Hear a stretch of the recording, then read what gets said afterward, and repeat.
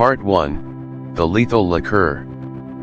Good evening, my fellow connoisseurs of crime, architects of intrigue, and armchair detectives. Settle in, make yourselves comfortable.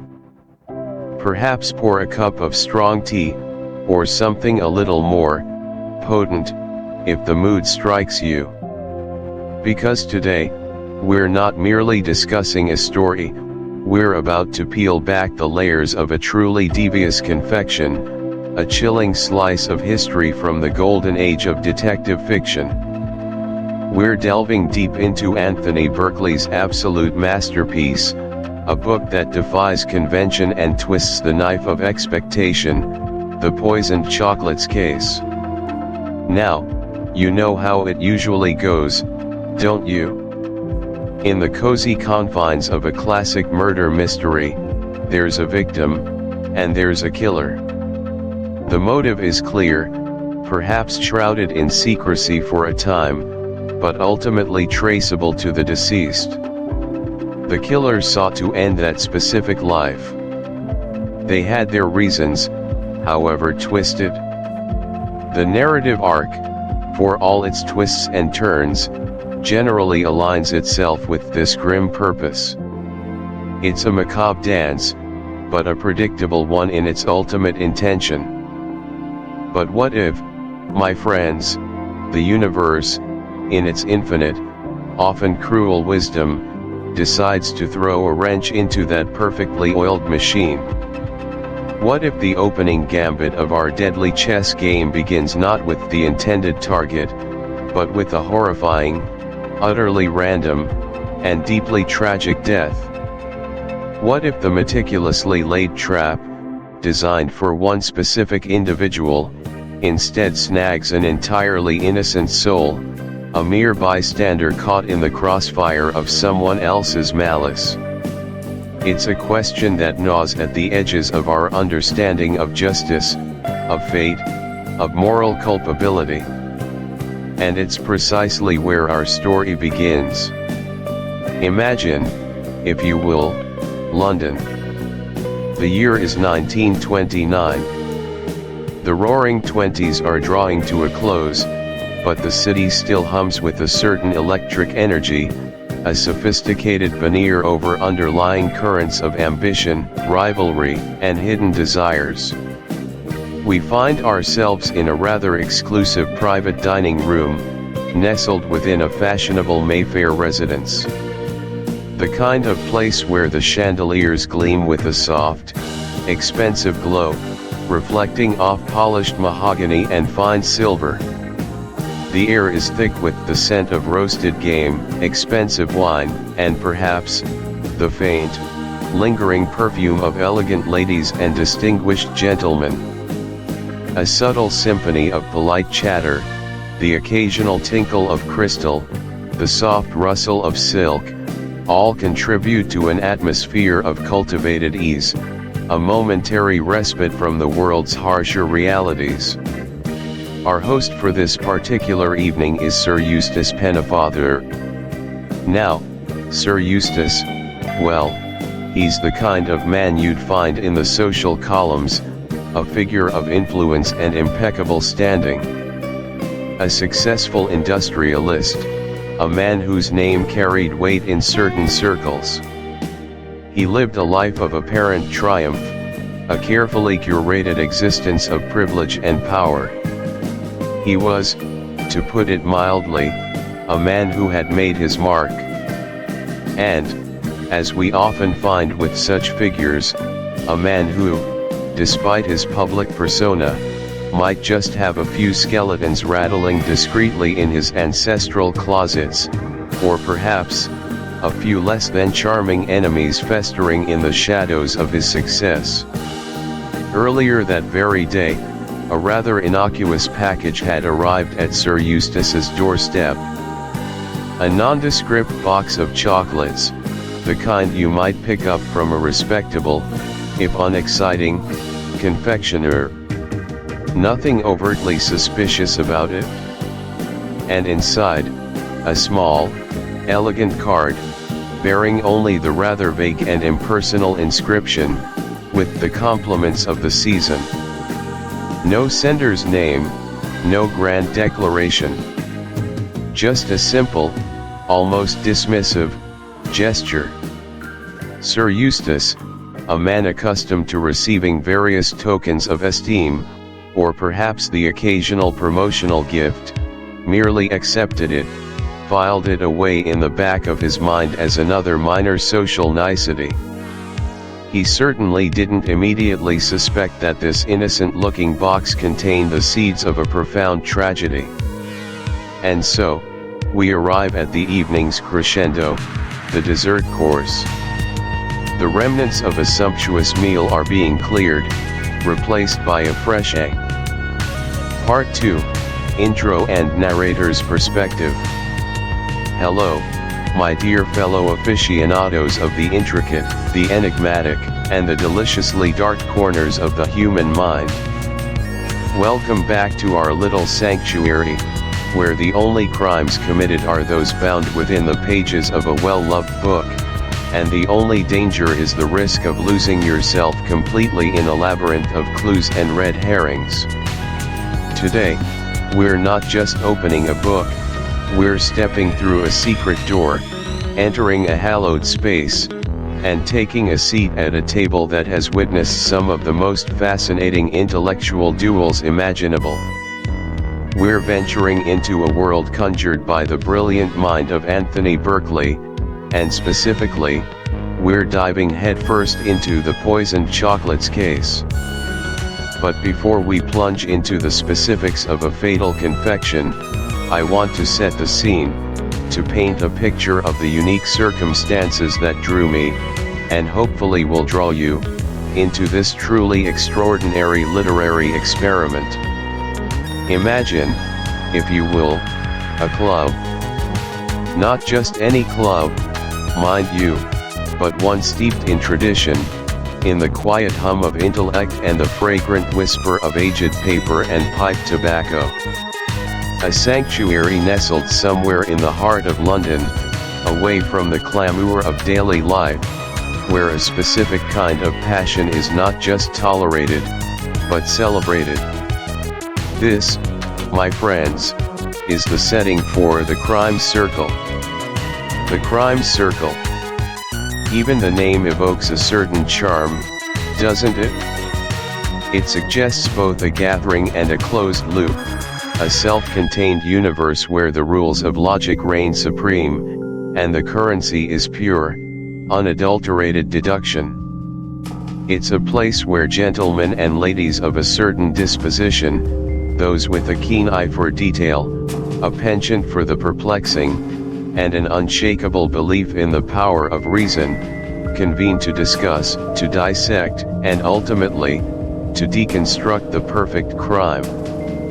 I remember my first invitation. It felt less like a simple note and more like a summons to an exclusive society of alchemists, only their preferred element was truth, extracted from the dross of lies and misdirection. There was an undeniable thrill, a frisson of anticipation, as I walked through those venerable doors for the very first time. The air inside seemed to hum with the collective brain power of its members, each one a self-appointed, armchair detective of the highest caliber. Let me introduce you to some of these fascinating individuals, because they are as integral to this story as the poisoned chocolates themselves. You have Mr. Ambrose, the affable and discerning host, whose quiet authority sets the tone. He is the anchor, the one who brings order to the potential chaos of so many brilliant, yet often clashing, minds. Then there's Sir Charles Wildman, a figure of formidable intellect, known for his incisive logic and almost surgical precision in dissecting facts. You can practically see the wheels turning in his mind, stripping away superfluity to expose the bare bones of a case. Next to him, perhaps, sits Mr. Fencible, meticulous and methodical, a man who prides himself on his exhaustive attention to detail, never leaving a stone unturned, no matter how small. His approach is like that of a master craftsman, building a solution brick by painstaking brick. And then there's Mrs. Gregson, whose insights often come from a more intuitive, perhaps even a slightly gossipy, understanding of human nature and its many foibles. She sees the emotional landscape, the hidden motives that sometimes elude the purely logical mind. And finally, Mr. Singleton, the youngest of the group, perhaps a little more impulsive, but brimming with an infectious enthusiasm and an eagerness to prove himself worthy of a seat at this esteemed table. Each, in their own way, represents a different facet of the investigative mind, a different philosophy of deduction. As a new member, and this is where my own perspective truly begins to weave into the narrative, I found myself in a privileged position. I wasn't there to solve the case, at least not initially. My role, as I saw it, was to observe, to absorb, to chronicle. I was the S. Chapter 1, The Unsolved Puzzle. Hello everyone, and welcome back to the channel. Today, we're diving headfirst into one of the most ingenious, frustratingly simple, and utterly baffling mysteries ever penned. We're talking about a true classic of the golden age of detective fiction, a book that turns the very concept of a whodunit on its head, John Dickson Carr's, or rather, as it's often attributed, Carter Dickson's, The Poisoned Chocolates Case. Now, before we get swept away by the dizzying array of suspects, the intricate logical puzzles, and the sheer audacity of the premise, we need to lay a foundation. We need to ground ourselves in the unshakable bedrock of fact. Because while this case is a playground for theories, a veritable intellectual gymnasium for some of the finest minds in London, it all begins with a series of events that are, by all accounts, indisputable. These are the moments, etched into the public record, that sparked a national sensation and left Scotland Yard scratching its collective head. So, let's open our investigation with what I'm calling, Chapter 1, The Unsolved Puzzle. Imagine, if you will, London in the early 20th century. A city of bustling streets, elegant clubs, and a rigid social hierarchy. It's against this backdrop that our story, or rather, our enigma, unfolds. We're not yet concerned with who did it, or even how precisely it was done, but rather what happened. Think of this as the cold case file, stripped of all speculation, just the raw data. Our first crucial piece of evidence, the very genesis of this whole affair, is the delivery of a seemingly innocuous package. The Mason and Sons chocolate box, an ominous delivery. It was a Monday morning, like any other, perhaps a little grey, a little damp, as London Mondays often are. The postman made his rounds, delivering letters, newspapers, bills, the usual assortment of daily life. Among his sacks of mundane correspondence was a package destined for a man of considerable standing, Sir Eustace Pennefather. Now, Sir Eustace wasn't just anyone. He was a prominent figure in London society, a man of wealth, influence, and a certain gravitas. He moved in circles where reputation was everything, and discretion was paramount. He was, to all outward appearances, a man without enemies, or at least, without the kind of enemies who would resort to overt acts of malice. The package itself was utterly unremarkable. It was a perfectly ordinary box of chocolates, bearing the esteemed name of Mason and Sons, a highly reputable London confectioner. Think of it like receiving a gourmet gift basket today, a pleasant, if perhaps unexpected, surprise. The box was well constructed, perhaps tied with a ribbon, but otherwise, entirely conventional. What made it sinister, though, was not what it contained at first glance, but what it lacked. There was no sender's address. No accompanying card. No hastily scrawled note of affection or appreciation. Nothing to indicate who had sent this sweet offering. It was simply addressed to Sir Eustace Pennefather, and it arrived through the regular, anonymous channels of the postal service. Pause for a moment and consider the sheer psychological cunning of this. Who would suspect a box of chocolates? It's the epitome of a benign gift, a symbol of indulgence, a treat. It's the last thing one would associate with menace, with death. This anonymity, coupled with the utterly commonplace nature of the item, would become the killer's most potent weapon. The box was likely set aside, perhaps with a mental note to thank an unknown admirer, or simply to enjoy at a later, more opportune moment.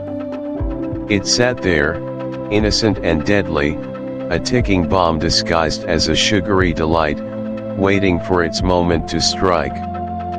And that moment would come, in the most casual and devastating way imaginable. A casual offer, a fatal acceptance at the club.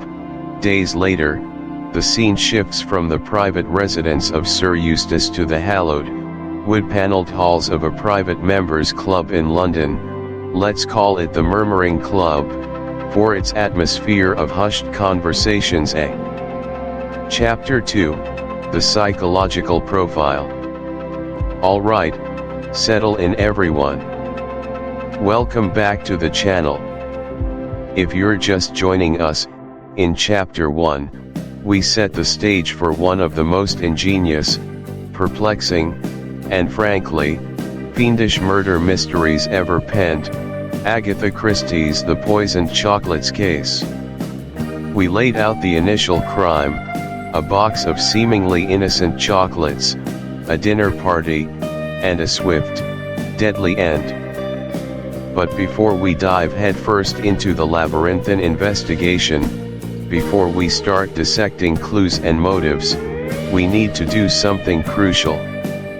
We need to understand the people at the heart of this tragedy.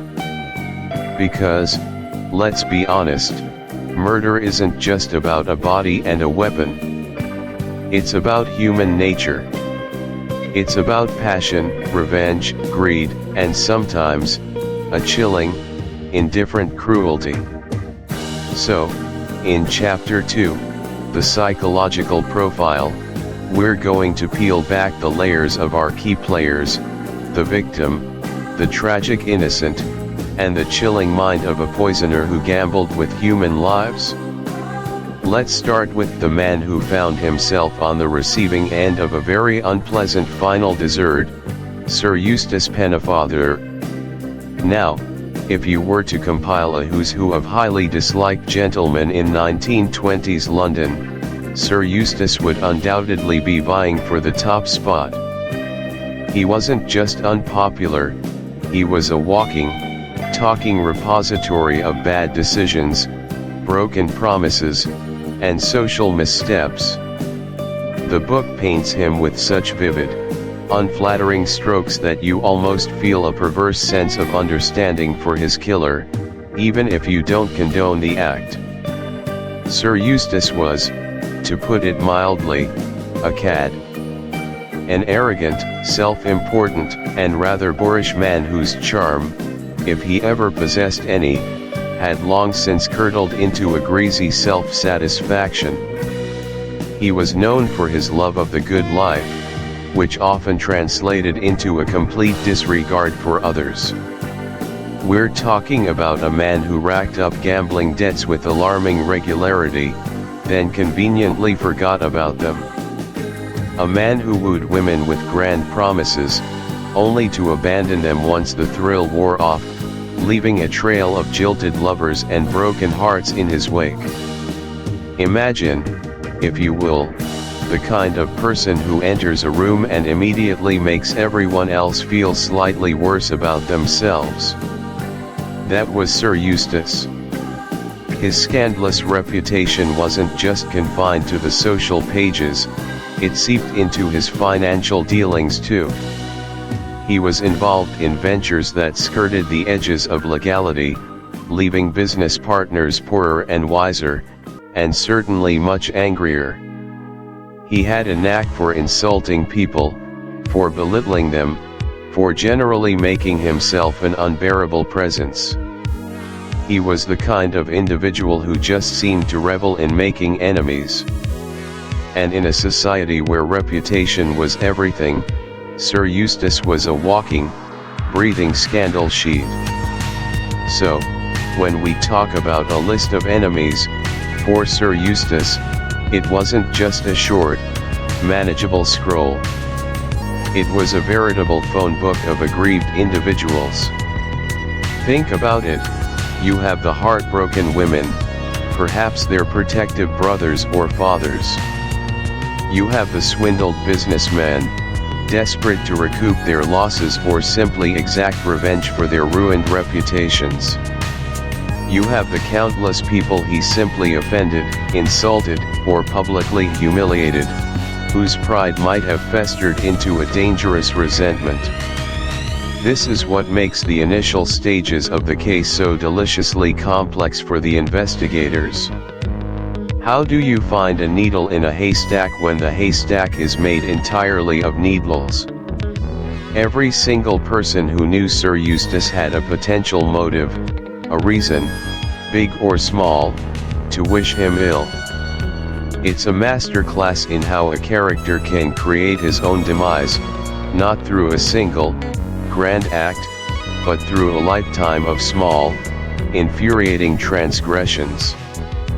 He was a magnet for animosity, and tragically for him, that magnetism proved fatal. Now, let's turn our attention to someone entirely different. Someone who was, by all accounts, the antithesis of Sir Eustace, Mrs. Bendix. Ah, Mrs. Bendix. Her story is where the true tragedy of the case deepens, where the initial shock gives way to a profound sense of 1. Anonymity as a shield. First and foremost, the anonymous delivery speaks to a desire for absolute detachment. The killer wants to be as far removed from the physical act as possible. There's no confrontation, no direct contact, no risk of being identified in the moment. It's the ultimate cowardly act, hiding behind a veil of secrecy.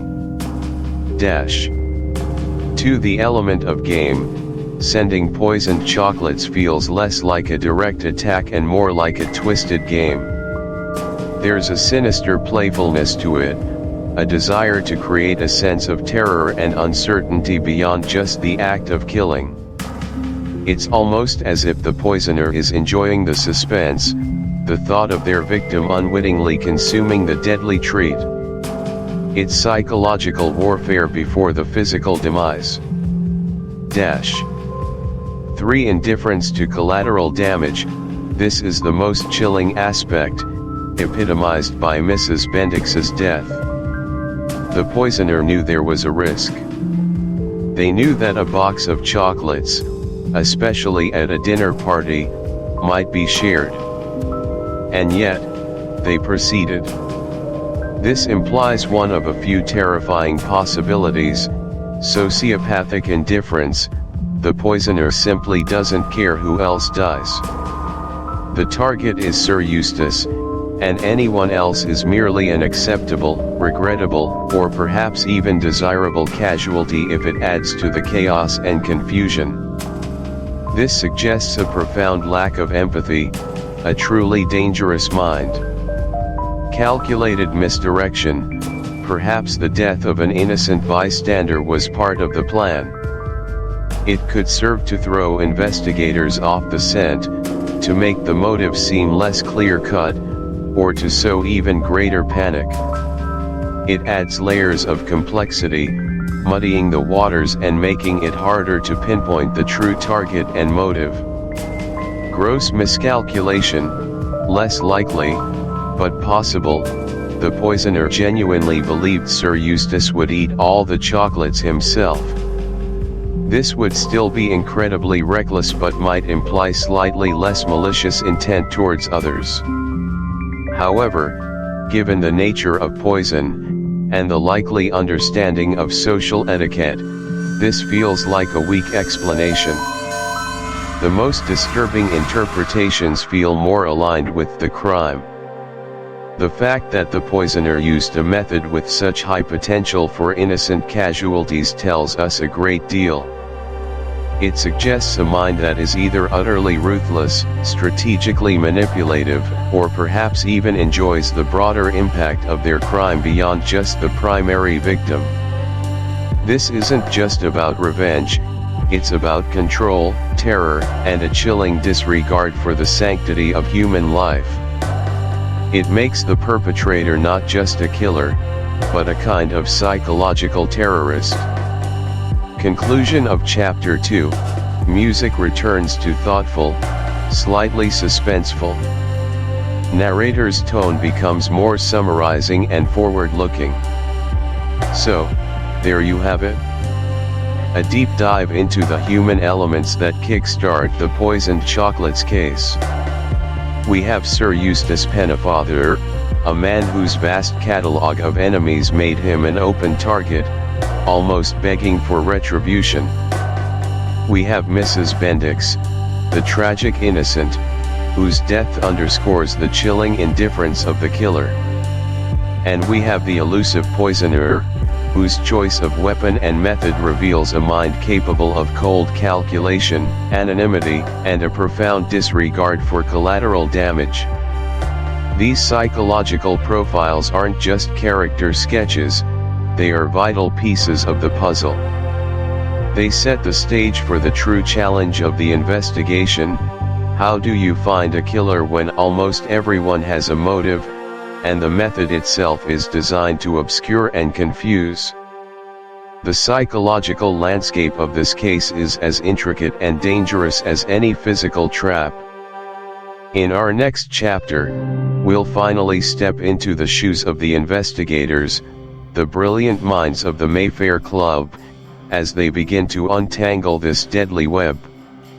We'll see how these initial insights into character shape their theories and guide their perilous journey through deception and misdirection.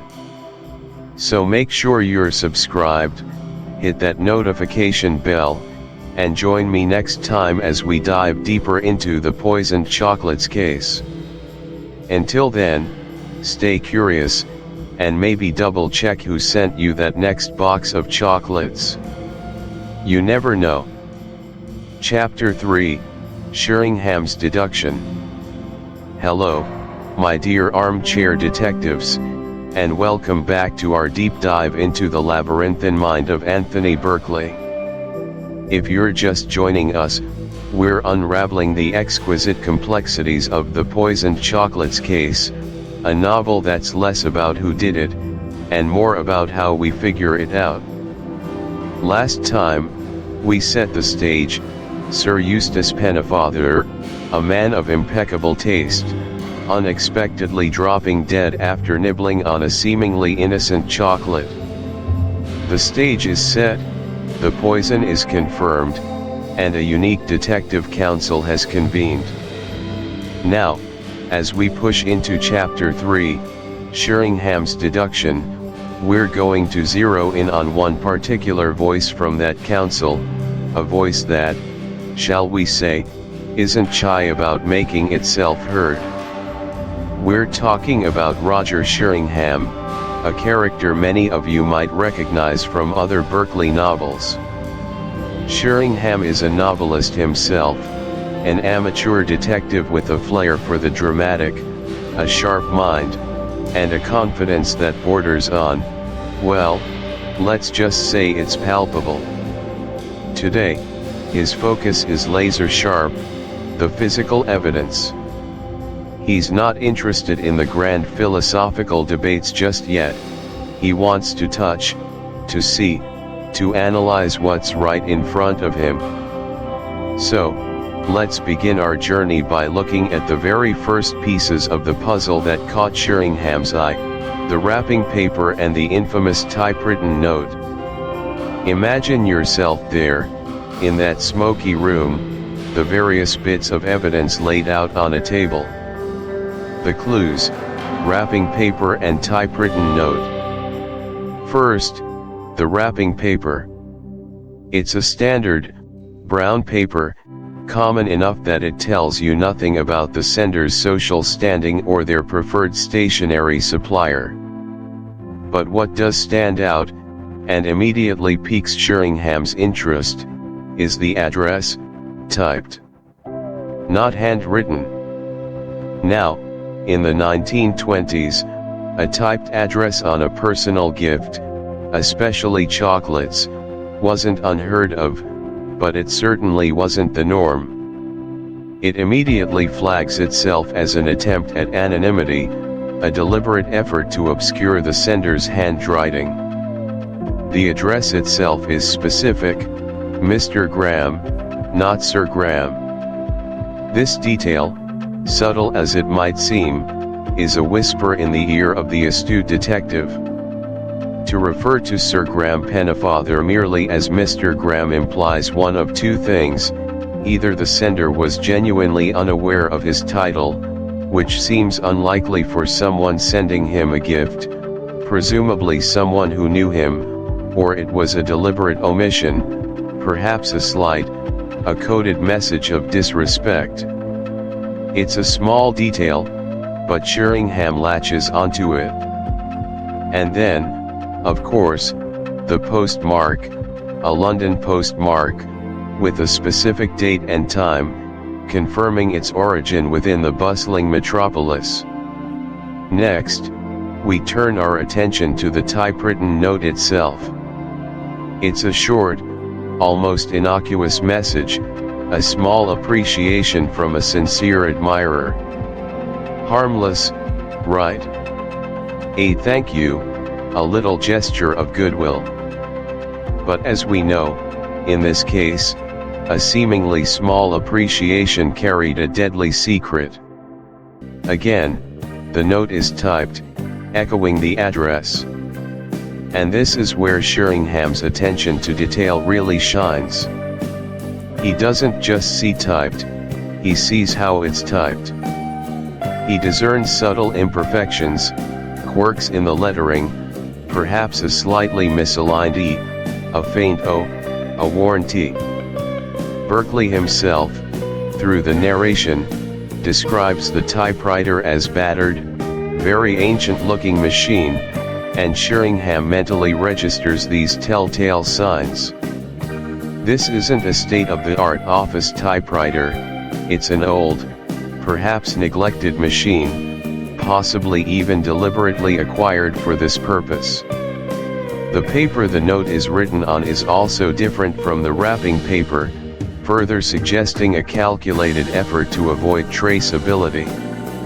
And the signature, a sincere admirer, is utterly generic, a blank slate designed to give away nothing. What does all this amount to for Sheringham? He sees a meticulous, almost theatrical effort to conceal identity. The typing, the generic message, the subtle disrespect in Mr. Graham, it all screams calculated anonymity. And calculation, in his mind, often points to a deeply Chapter 4, The Intuitive Approach. Welcome back, dear listeners, to our ongoing exploration of one of the most delightfully intricate mysteries ever penned. We've delved into the cold hard facts, the timelines, the alibis, the kind of methodical sifting through evidence that would make any good detective proud. But what if the truth isn't found in what's explicitly stated, but rather in what's left unsaid? What if the real motive, the true driving force behind a heinous act, resides not in logic, but in the tempestuous, often hidden, currents of human emotion? Today, we're going to step away from the purely analytical and embrace a different kind of intelligence, one that often operates beneath the surface, yet holds immense power in understanding the human heart. We're talking, of course, about intuition, about emotional intelligence. And for this, we turn to the brilliant, often underestimated, perspective of Mrs. Fielder Matthews. In the poisoned chocolates case, one of the true pleasures is watching each member of the crime circle present their own unique theory. Each one sheds a new light, twists the established facts, and ultimately, challenges our own perceptions. But it's Mrs. Fielder Matthews who offers something truly distinct, something that, in its very essence, feels like a breath of fresh air amidst the intellectual sparring. Her approach isn't about diagrams or timetables, it's about people. It's about the unspoken language of relationships, the hidden passions, and the subtle dynamics that often dictate our actions more than we'd care to admit. Think about it, the 1920s. A fascinating, turbulent decade, wasn't it? Flappers and jazz, societal norms shifting, yet many traditions rigidly held in place, particularly concerning gender roles. For the most part, the world of formal investigation, of police work, was a man's world. Men in positions of authority, men examining evidence, men questioning suspects, often men interviewing other men. Their perspective, while undeniably valuable and necessary, could also be inherently limited by their own experiences and societal conditioning. Now, imagine Mrs. Fielder Matthews, a woman of her time, yet perhaps with a keen, observant eye that pierced through the polite facades of London society. How would she, a woman navigating those same social circles, perceive a crime, especially one entwined with relationships, reputations, and the delicate balance of social standing? Slightly reflective tone, it's a perspective often overlooked in our true crime narratives, isn't it? We tend to glorify the hard-nosed detective, the gritty forensics expert. And rightly so, their contributions are immense. But what about the person who understands the social nuances, the unspoken rules, the hidden anxieties that might lurk beneath a perfectly composed exterior? A woman, particularly in the 1920s, was often expected to be the keeper of the home, the social facilitator, the one who managed relationships and observed the intricate dance of human interaction. She might be privy to gossip, to subtle inflections in conversation, to the tiny gestures that betray a deeper truth. Things that a man, focused on the grander strokes of finance or business or politics, might simply gloss over.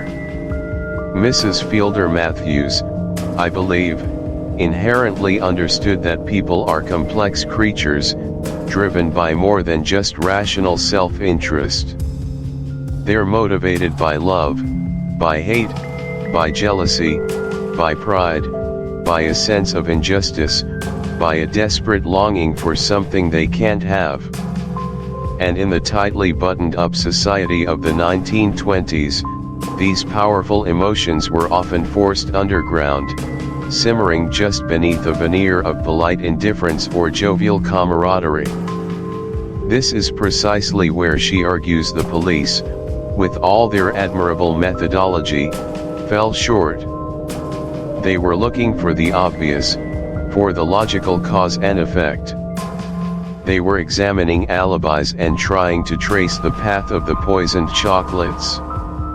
All crucial, yes. But they overlooked, as Mrs. Fielder Matthews so eloquently suggests, the subtle interpersonal dynamics that were at play. Chapter 5, The Legal Argument.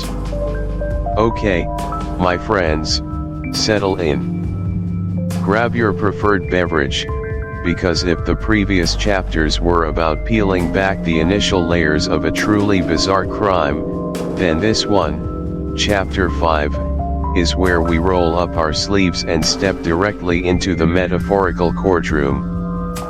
We're no longer just observers, we're now acting as lead counsel, specifically channeling the formidable, if somewhat theatrical, spirit of Sir Charles Wildman himself. You see, the poisoned chocolates case isn't just a whodunit, it's a masterclass in how different minds, with different biases, can look at the exact same set of facts and construct wildly divergent, yet equally plausible, narratives. And nowhere is this more brilliantly demonstrated than in Wildman's evidence-based, courtroom-style presentation. Our goal today? To walk in his shoes, to dissect, to accuse, and most importantly, to expose how easily facts, like pliable clay, can be molded to fit a predetermined narrative. This isn't about finding the truth per se, it's about building a truth. A compelling one. So, gavel in hand, let's begin. Part 1, Dissecting the Timeline, the Unyielding Facts, or are they? Now, let's start with the hard, cold, unyielding facts of the timeline, or what appear to be facts. The story, as we know, begins with the tragic death of Mrs. Blee, Mr. Gorin's wife, from a poisoned chocolate. The chocolates in question were part of a box sent anonymously to Mr. Gorin. But let's rewind.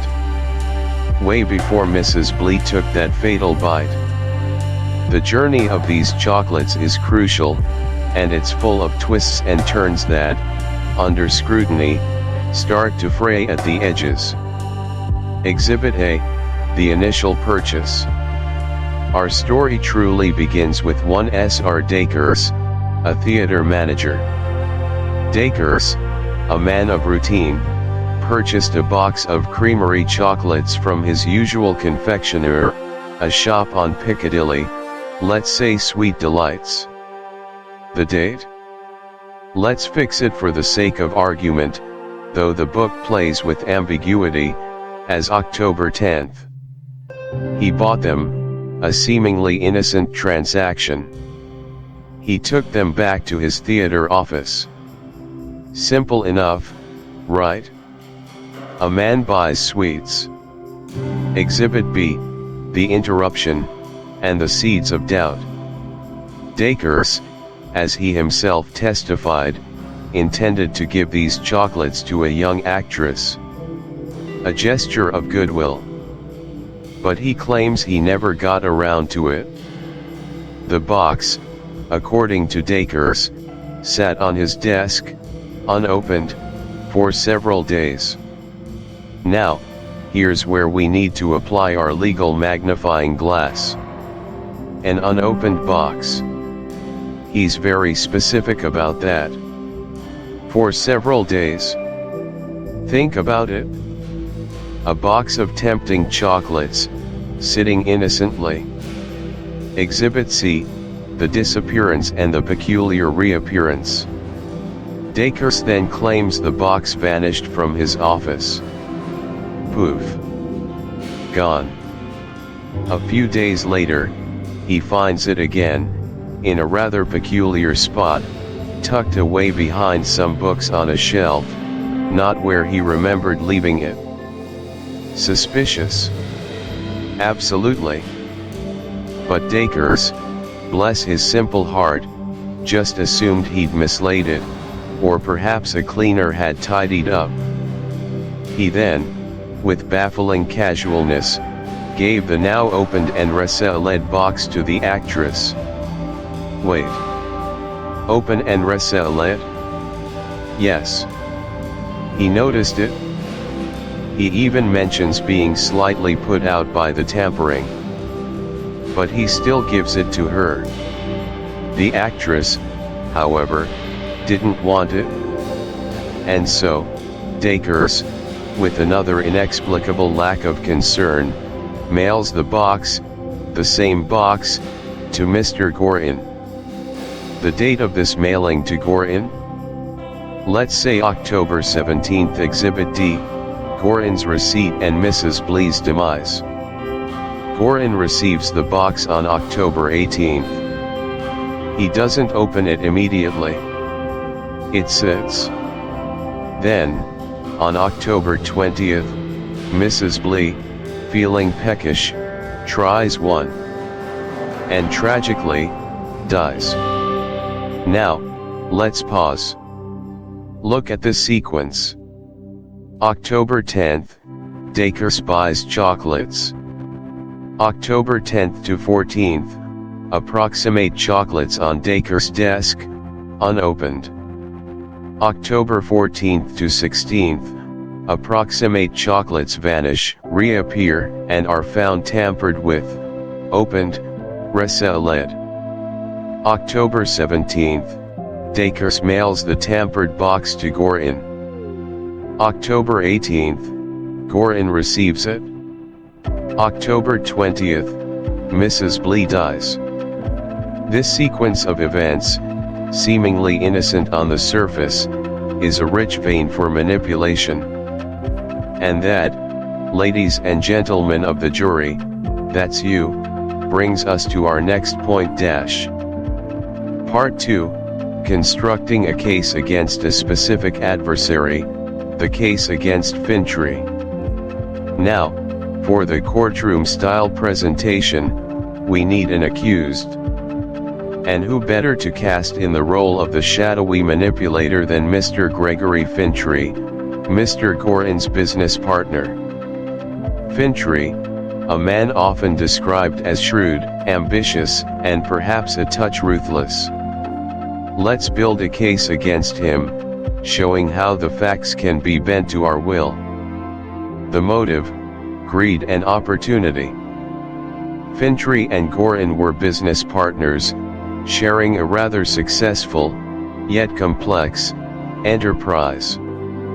Imagine the typical partnership squabbles. Disagreements over strategy, profits, control. What if Fintry saw Gorin as a roadblock?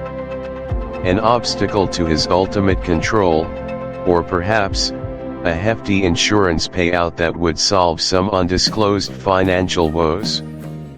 We don't need concrete evidence of these woes, just the suggestion of them. A partner's death can often be quite financially lucrative for the survivor. Gorin's sudden removal would leave Fintry in sole command, free to pursue his own vision, and perhaps, liquidate assets for a quick gain. The motive, while not immediately shouted from the rooftops, lurks beneath the surface of any close business relationship. A viper in the bosom, as they say. The opportunity, intimate knowledge and access. Fintry, as Gorin's partner, would have intimate knowledge of Gorin's daily routines, his habits, his associates. And crucially, he would know about Gorin's unique habit of receiving unsolicited mail, particularly from Dacres, the theater manager. Why Dacres? Because Dacres, you see, was a mutual acquaintance, perhaps even a minor investor or someone Gorin had done favors for in the past. Fintry knew the relationship. He knew Dacres might send Gorin something innocuous. A harmless little gift. Now, let's tie this to the timeline. Dacres reports the chocolates vanished from his office. Who might have access to Dacres' office? Not just Fintry himself, but perhaps someone Fintry could coerce or pay off. A cleaner? A junior assistant? The theater environment is a hive of activity, full of transient staff. A simple, unnoticed interception. Fintry, knowing Dacres' routine, could have arranged for the box to be misplaced or stolen from Dacres' office. This isn't a complex feat for a man of Fintry's presumed cunning. The means, the interception and the poison. This is where Fintry's cunning truly comes into play. He wouldn't poison his own chocolates. No. He'd find a way to get someone else's chocolates, poison them, and then redirect them. The Dacres' chocolates are perfect. Unopened, then suddenly found after being tampered with. This is a crucial window of opportunity for our accused. Imagine, Fintry, or his agent, enters Dacres' office, takes the chocolates. He then, with chilling precision, opens the box, carefully poisons one or two of the chocolates, perhaps a specific type Gorin or his wife preferred, if Fintry was that observant, and then meticulously reseals the box. He leaves it in a peculiar spot in Dacres' office, perhaps a spot he knew Dacres would eventually find, but not immediately suspect. This way, Dacres becomes an unwitting accomplice, unknowingly mailing the death sentence. The perfect, untraceable delivery system. And why would Dacres then mail them to Gorin? Because Fintry subtly, perhaps through an offhand comment to Dacres days earlier, might have suggested that Gorin had a sweet tooth, or that he'd appreciate a gift. A seed planted, later to blossom into a fatal delivery. Dacres, thinking he's being generous, becomes the final, innocent link in Fintry's chain of deception. It's truly diabolical when you think about it. Part 3, demonstrating how facts can be manipulated to fit a predetermined narrative. This brings us to the crux of Wildman's genius, the art of manipulating facts to fit a predetermined narrative. We've laid out the facts and constructed a plausible motive and means for Fintry. Now, let's see how this manipulation truly shines. Selective emphasis and omission, the art of the spotlight. We focused heavily on the disappearance and reappearance of the chocolates from Dacres' office. We highlighted Dacres' baffling casualness in giving away a tampered box. We stressed Fintry's shrewdness and ambition. What did we omit or downplay? Any alibis Fintry might have had for the specific dates.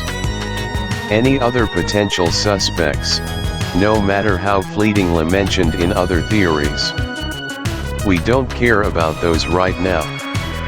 Our narrative requires a villain, a clear target, and Fintry fits the bill perfectly. We emphasize only the details that support our case, and subtly relegate anything contradictory to the footnotes of our minds. For example, Dacres' testimony about the box being unopened for days, then suddenly opened and resealed when it reappeared. That's our golden ticket.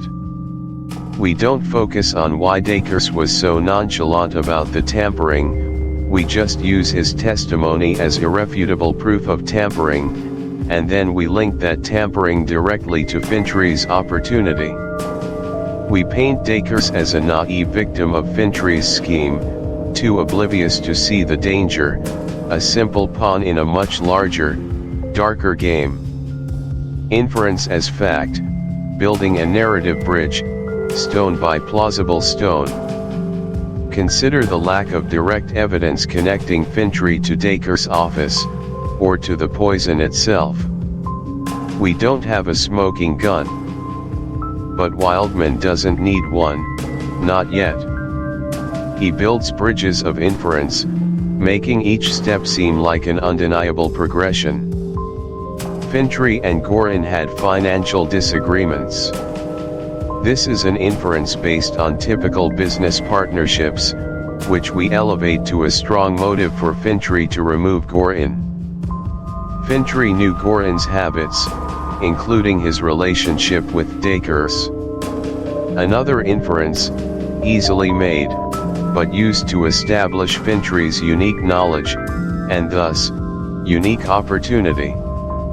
The chocolates were tampered with while in Dacre's office. This is a factual statement from Dacre's testimony. Fintry had the means or could have arranged for someone to access Dacre's office. A powerful inference, suggesting opportunity without direct proof. Fintry would benefit financially from Gorin's death. A strong inference, almost a fact in a business context, used to bolster the motive. By stringing these inferences together, we create a seemingly seamless narrative. Each step, though not directly proven, feels logical within the context we've meticulously built. We're not saying Fintry poisoned the chocolates outright. We're presenting a case that says, given the facts, Fintry is the most plausible person who could have and would have committed this crime. See the subtle, yet powerful, shift. It's the difference between outright assertion and compelling suggestion, a lawyer's finest trick. The power of framing and emotional appeal, painting the picture. A good legal argument isn't just about facts, it's about framing. We frame Fintry as the cold, calculating businessman, driven by profit and power. We contrast this with the tragic figure of Mrs. Blee, an innocent victim of this ruthless ambition. We don't need to explicitly state it, but by presenting Fintry's actions through this lens, we subtly nudge the listener towards a sense of outrage and conviction. Imagine the prosecutor's booming voice, "Ladies and gentlemen, picture the scene. Mr. Fintry, a man consumed by avarice, observing his unsuspecting partner. He sees a path to ultimate control. He orchestrates this diabolical plot, using an innocent man, Mr. Dacres, as an unwitting pawn. He poisons the very chocolates meant as a simple gesture, turning them into instruments of death, all to satiate his insatiable hunger for power. Is this the face of an honest partner, or a predat?" Chapter 6, The Pragmatic Reconstruction. Alright, welcome back, my fellow armchair detectives. Pull up a chair, maybe grab a cup of tea, or perhaps, given our subject matter, a nice, safe glass of water. We've been circling the edges of the poisoned chocolates case, delving into the psychology, the motives, the grand intellectual sparring matches of the Monday Club. But sometimes, you know, the most profound insights come not from the loftiest theories, but from the grittiest, most granular details. And that, my friends, brings us to Chapter 6, The Pragmatic Reconstruction. Today, we're shifting our focus, quite dramatically, to a character who might not steal the spotlight with rhetorical flourishes, but who, I argue, is absolutely indispensable. We're talking about Mabel Dammers. And if you've been following along, you know Mabel isn't about the grand philosophical debates. She's about the cold, hard, undeniable facts. She's the one who rolls up her sleeves, ignores the intellectual fireworks, and says, "Right. Let's get down to brass tacks. How, exactly, did this happen?" Mabel's genius, her unwavering strength, lies in her unyielding focus on the mechanics of the crime. It's not enough to say someone poisoned the chocolates. Mabel wants to know how, when, where, and with what exact sequence of movements. She's building a bridge from speculation to certainty, brick by painstaking brick. And it's this almost bureaucratic, almost mundane attention to detail that, ironically, makes her contribution so thrilling. It's the thrill of seeing a complex puzzle pieced together with brutal precision.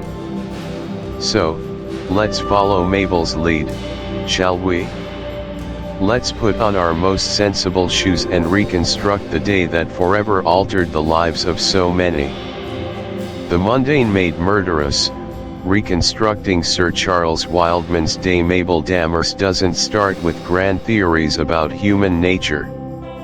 She starts with a calendar and a clock. Her initial task, her absolute priority, is to map out Sir Charles Wildman's exact movements on the day of the crime, the day Mr. Graham, Lady Eva's husband, met his untimely end. It's like creating a forensic timeline, but instead of focusing on the victim, she's charting every step of the primary suspect.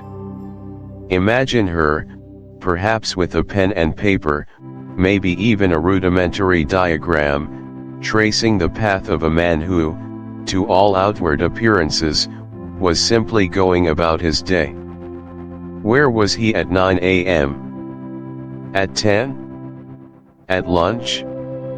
This isn't just about establishing an alibi, it's about understanding opportunity. Every minute, every location, becomes a data point. Let's try to visualize it through Mabel's eyes. Sir Charles, we know, was a man of routine, a man of society. His mornings likely began with a certain decorum. But where exactly was he? Mabel would be calling up housekeepers, chauffeurs, valets, asking questions that seem trivial but are utterly vital. What time did Sir Charles leave the house? Which exit did he use?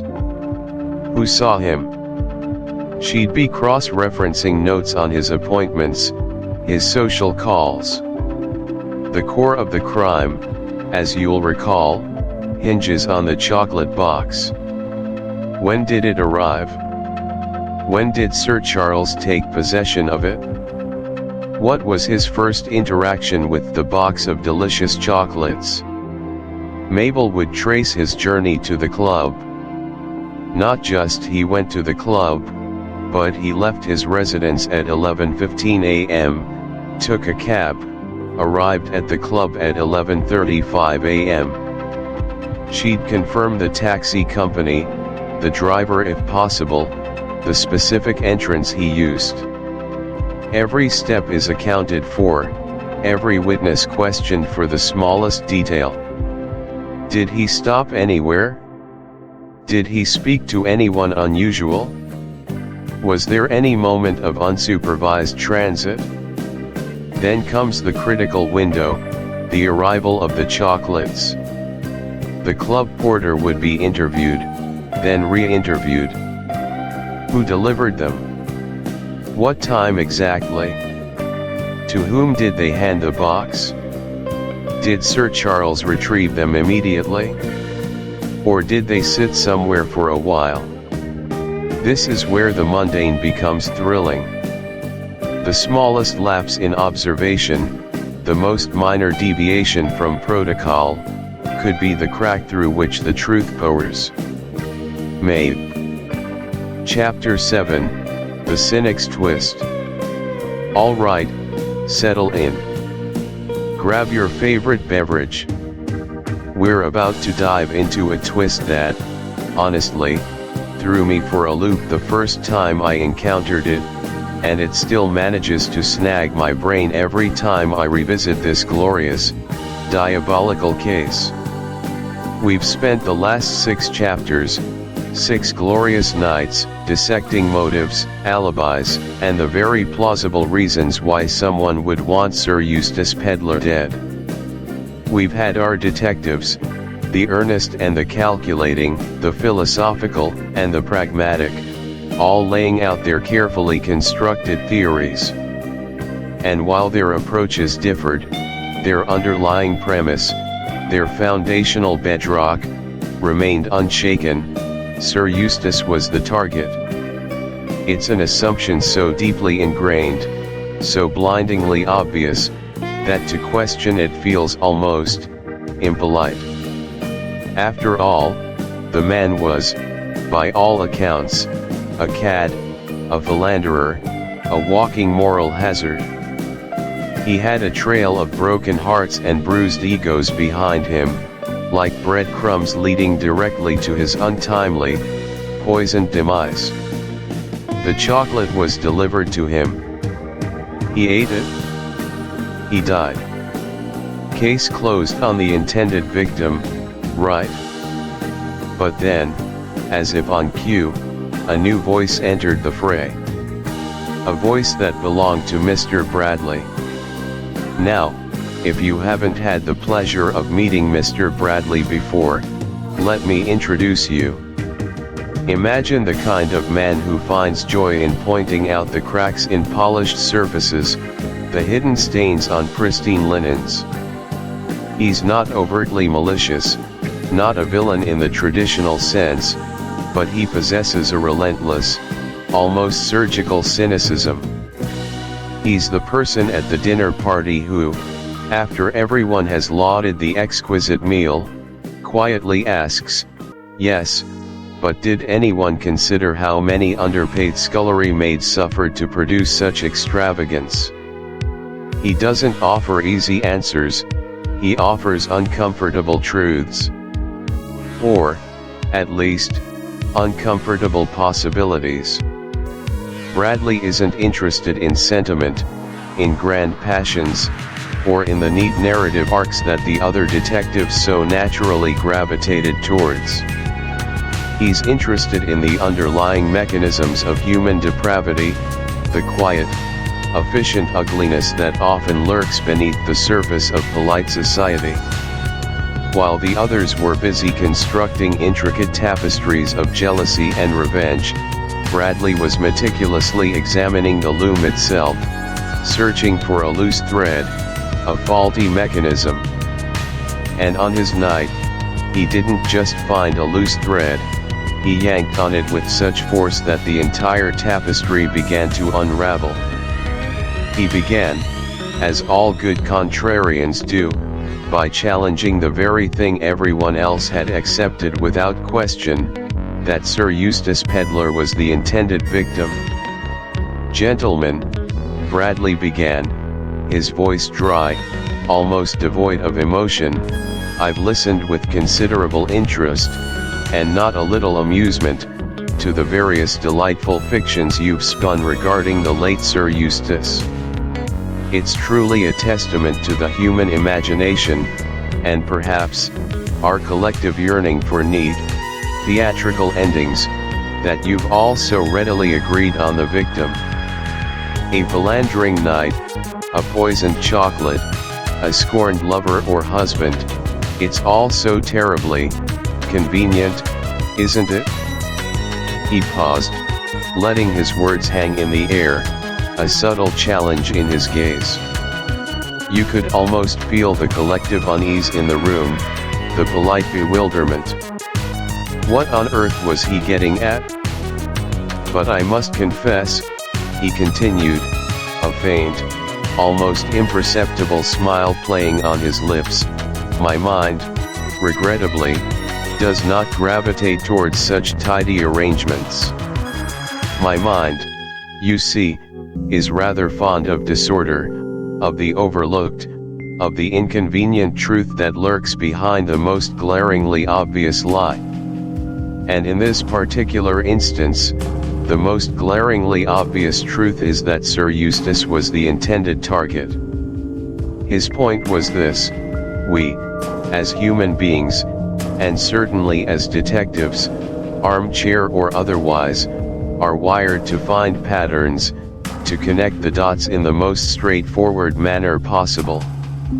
Sir Eustace was disliked, he died by poison. Therefore, someone who disliked him poisoned him. Simple, elegant, and, to Bradley's mind, utterly suspect. Chapter 8, The Invisible Detective. Hey there, fellow armchair detectives, and welcome back to the channel. We've been on quite the winding, deliciously perplexing journey through one of the most ingenious mysteries ever penned.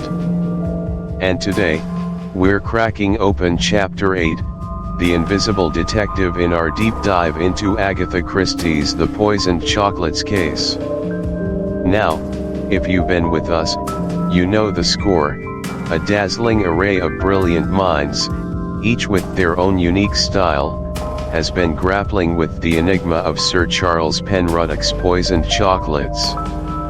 We've seen grand theories spun, deductions that glittered with intellectual prowess, and arguments that almost convinced us we had the culprit cornered.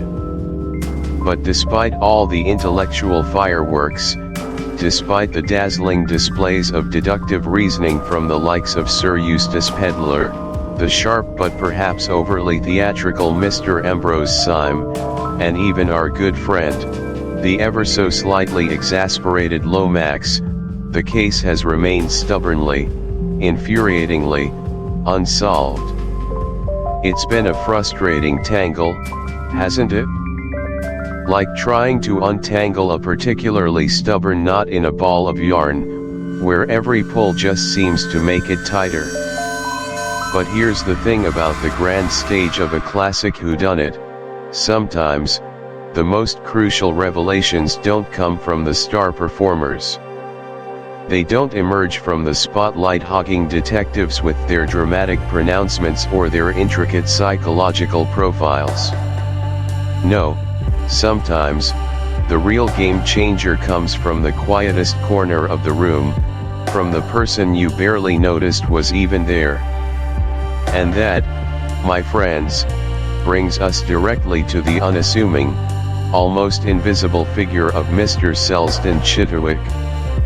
Let's be honest, how many of us, when reading this story for the first time, truly gave Mr. Chitterwick the credit he deserved? He's introduced as, well, mild, meek, unassuming.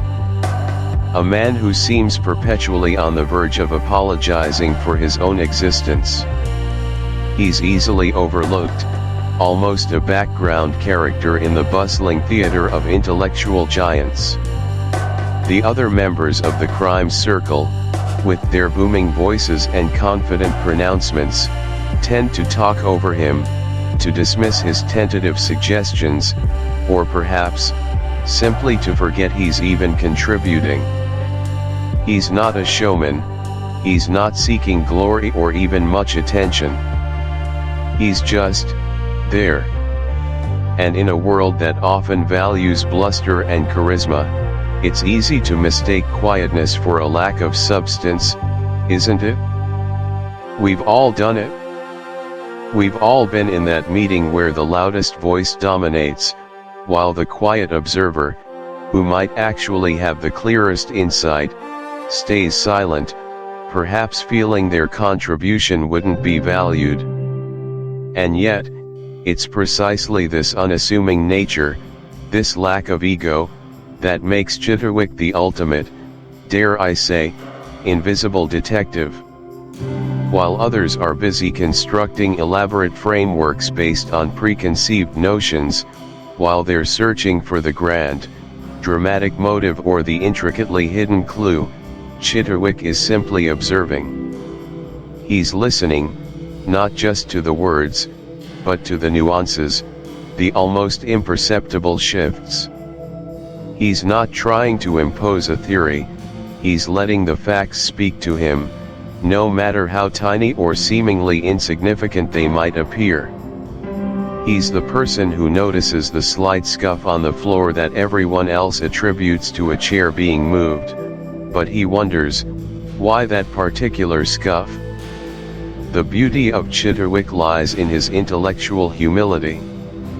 He doesn't come to the table with a fully formed hypothesis, ready to bend all the facts to fit it. Instead, he allows the facts themselves to guide him, much like a meticulous craftsman lets the grain of the wood dictate his cuts. And because of this, he sees something so blindingly obvious in hindsight, yet utterly missed by everyone else caught up in their own brilliant, but ultimately flawed, trains of thought. So, what was this crucial piece of evidence that everyone else, despite their collective genius, managed to overlook? What was the one tiny, almost imperceptible detail? Chapter 9, The Collapse of Certainty. Hello, truth seekers, pattern spotters, and fellow travelers through the labyrinth of human ingenuity and deception. Welcome back to our deep dive into one of the most intellectually stimulating, and frankly, mind-bending, detective novels ever penned, John Dickson Carr's The Poisoned Chocolates Case. We've been through the setup, the initial crime, the introduction of our rather eccentric cast of brilliant minds at the crime circle.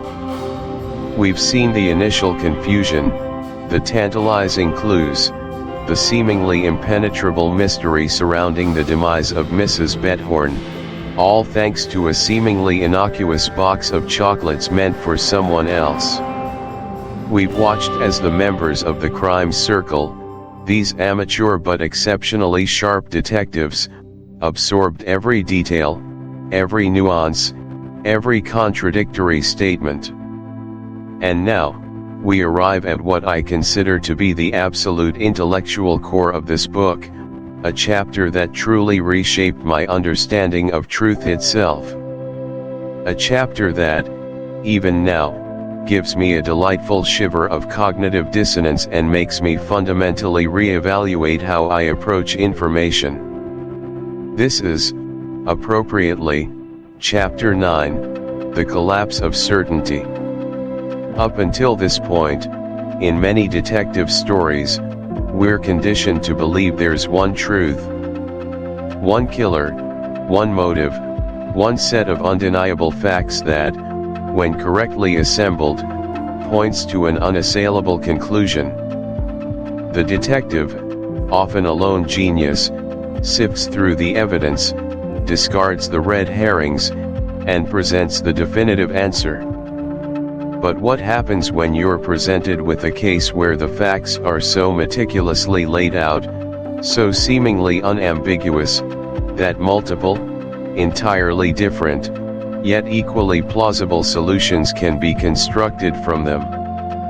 That's the brilliant, audacious premise that Carr explores with such masterful control, and it's precisely where The Poisoned Chocolates Case transcends mere entertainment to become a philosophical treatise on perception, logic, and the very nature of reality in a criminal investigation. It's a challenge to the very idea of linear deduction, a testament to the idea that context and interpretation are everything.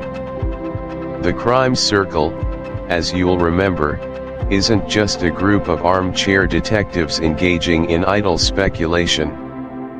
These are some of the sharpest legal, political, and literary minds of their generation, a formidable assembly of intellects. Each member is given the same meticulously compiled police report, the same verbatim testimonies, the same forensic details, right down to the last crumb of chocolate and the last whispered rumor. They are, in essence, all looking at the exact same set of stars in the night sky.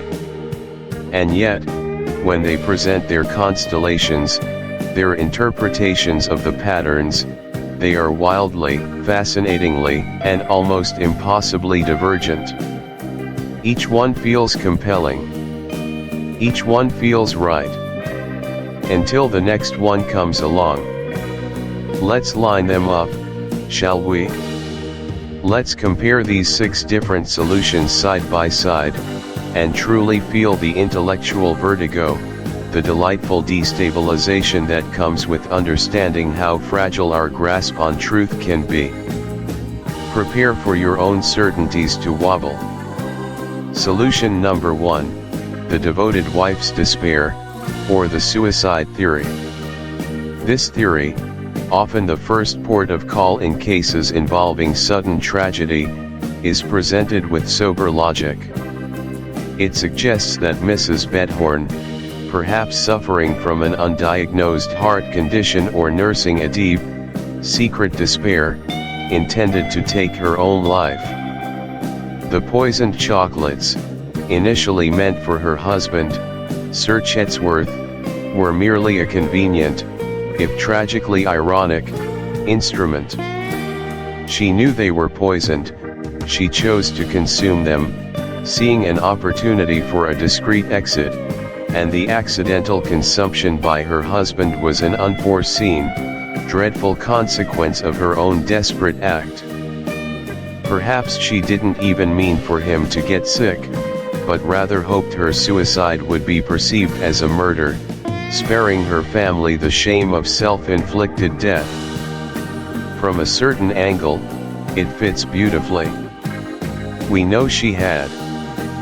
Without giving away the actual solution too early, because that's for our next chapter, where all these competing truths are finally resolved into the truth, suffice it to say, this theory typically involves a perpetrator who has carefully orchestrated every single detail, playing every character, every circumstance, every perceived fact to perfection.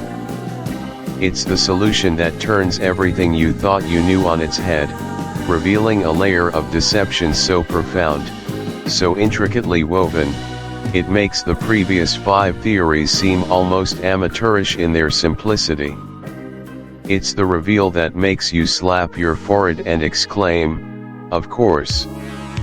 How could I have been so blind?" Precisely because your biases were leading you elsewhere. So there they are. 6 distinct narratives. 6 plausible explanations. Each one internally coherent. Each one capable of accommodating every single piece of evidence. And all arising from the exact same set of facts. This, my friends, is the collapse of certainty. This is the moment where the bedrock of truth in a criminal investigation begins to crumble under the sheer weight of logical, competing alternatives. It's an intellectual earthquake, rattling your very perception of reality. Think about that for a moment. Every single piece of evidence, the poisoned chocolates, Mrs. Bedhorn's death, Sir Chatsworth's illness, the timings, the testimonies, all perfectly align with not just 1, not 2, but 6 fundamentally different interpretations of what happened. How do you choose? How do you even begin to discern the true narrative amidst this cacophony of plausible stories? How can this be? How can truth be so elastic, so malleable? This is where the poisoned chocolates case becomes more than just a clever detective story. It becomes a profound commentary on the fragility of truth in criminal investigations. It's a stark reminder that facts don't speak for themselves, they are spoken for by those who interpret them. In the real world, unlike in many fictional narratives where convenient clues always point to one culprit, facts are rarely pristine. Eyewitness accounts are notoriously unreliable, shaped by stress, memory, and suggestion. Forensic evidence, while powerful, can be misinterpreted or incomplete, leading to erroneous conclusions. Motives are complex, often hidden even from the perpetrator themselves, and rarely singular. And even when the facts seem clear, the narrative we construct around them can lead us down entirely different paths, each one feeling like the inevitable conclusion. Imagine a real police force, faced with these 6 theories, each one meticulously argued by a brilliant mind, each one pointing to a different suspect, a different motive, a different sequence of events. How do you decide which one is true? Is it the one that feels most intuitive? The one that requires the fewest logical leaps? The one that best fits a pre-existing bias about human nature or about the victim/perpetrator? This is not just a game, it's the terrifying reality of seeking justice. This is the inherent danger in criminal investigations, the deeply human need for a coherent story. We are story-making creatures.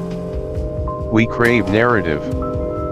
When presented with a series of disparate facts, our brains instinctively begin to weave them into a coherent tapestry, a singular storyline that makes sense. And sometimes, we become so enamored with the tapestry we've woven, so intellectually invested in our truth, that we forget that other, equally beautiful, equally logical tapestries could be woven from the very same threads. This is where confirmation bias rears its insidious head, not just in the detectives, but in us, the readers and viewers. Once we start to lean towards a particular theory, say, the husband did it, because husbands always do it, every subsequent piece of evidence, every ambiguous statement, every nuance, can be unconsciously reinterpreted to fit that pre-existing framework. We actively seek out information that confirms our hypothesis and, perhaps more dangerously, W. Chapter 10, The Final Revelation. Welcome back, my fellow literary adventurers, to another captivating journey into the heart of a truly perplexing mystery. If you've been with us through the twists and turns of Anthony Berkeley's ingenious The Poisoned Chocolates case, then you know we've navigated a labyrinth of theories, each more convincing and confounding than the last. We've seen suspects rise and fall, motives shift like desert sands, and the very concept of truth in a murder investigation become as fluid as quicksilver. But as with all good stories, even the most intricate and bewildering, there comes a point of clarity. A moment when the fog lifts, the pieces slot into place, and the true, often astonishing, picture finally emerges. And today, my friends, we arrive at that pivotal moment. This is Chapter 10, The Final Revelation. We're about to do 3 things. We're going to unmask the real culprit, and I promise you, it's a reveal that challenges every assumption. We'll then delve into the true motive, the hidden springs that powered this desperate act, validating the ultimate theory. And finally, we'll dismantle the illusion of the perfect crime, showing how it was, in reality, a breathtaking series of blunders, improvisation, and sheer, accidental tragedy, brilliantly spun into a masterpiece of deception. So, pour yourself a cup of your favorite beverage, but please, for goodness sake, double-check that it's not from an anonymous gift basket, and prepare yourselves. Because this final revelation is not just about solving a murder, it's about understanding the very fabric of human desperation, the fragility of truth, and the sheer genius of a writer who dared to play with our perceptions like no other. For weeks, we, along with the brilliant but often bewildered Council of Six, pondered the fate of Mr. Graham Banning. Was his death a cunning suicide designed to frame a lover? Was it the vengeful act of a betrayed husband, or perhaps a wife seeking freedom? Every member of that esteemed detective club presented a theory, each plausible, each meticulously constructed, yet each ultimately incomplete, leaving us scratching our heads. But as the wisest among us often know, the most startling truths are sometimes hidden not by elaborate concealment, but by our own assumptions, our own expectations of how a crime should unfold. We look for grand, orchestrated plans, when sometimes, the reality is far messy, far more tragically human. The true murderer, the individual whose actions directly led to Graham Banning's untimely demise, was none other than Mrs. Banning herself. Yes, Graham Banning's wife. The woman who initially appeared to be a victim of circumstances, possibly a co-conspirator in an affair, or even a direct murderer for love. But here's where Anthony Berkeley, with his signature metafictional brilliance, pulls the rug out from under us all. Her motive wasn't the one we were so readily offered. It wasn't about escaping a loveless marriage to run off with her paramour, Mr. Sorn. Oh no, that was a meticulously crafted decoy, a convenient narrative she herself helped to foster. Her true motive was far darker, far more primal, born not of passion, but of sheer, unadulterated desperation to protect a devastating secret. Mr. Sorn, her lover, was more than just a romantic entanglement. He was a man who held a sword of Damocles over her head. Mrs. Banning, it turns out, had a deeply guarded, scandalous past, perhaps a previous bigamous marriage, or some other serious transgression that would utterly shatter her carefully constructed life of respectability and social standing. Sorn knew the secret, and he was threatening to expose her. Whether he intended outright blackmail or simply to destroy her out of spite, his knowledge was a ticking time bomb, poised to ruin her entirely. Her aim was not to eliminate her husband to *B with Sorn. Her aim was to eliminate Sorn, to silence him, to bury that dangerous secret forever. And this, my friends, is where the magnificent tapestry of blunders truly unfurls. What we, the arm shot. Chapter 11, The Moral Dilemma. Hey everyone, and welcome back to the channel.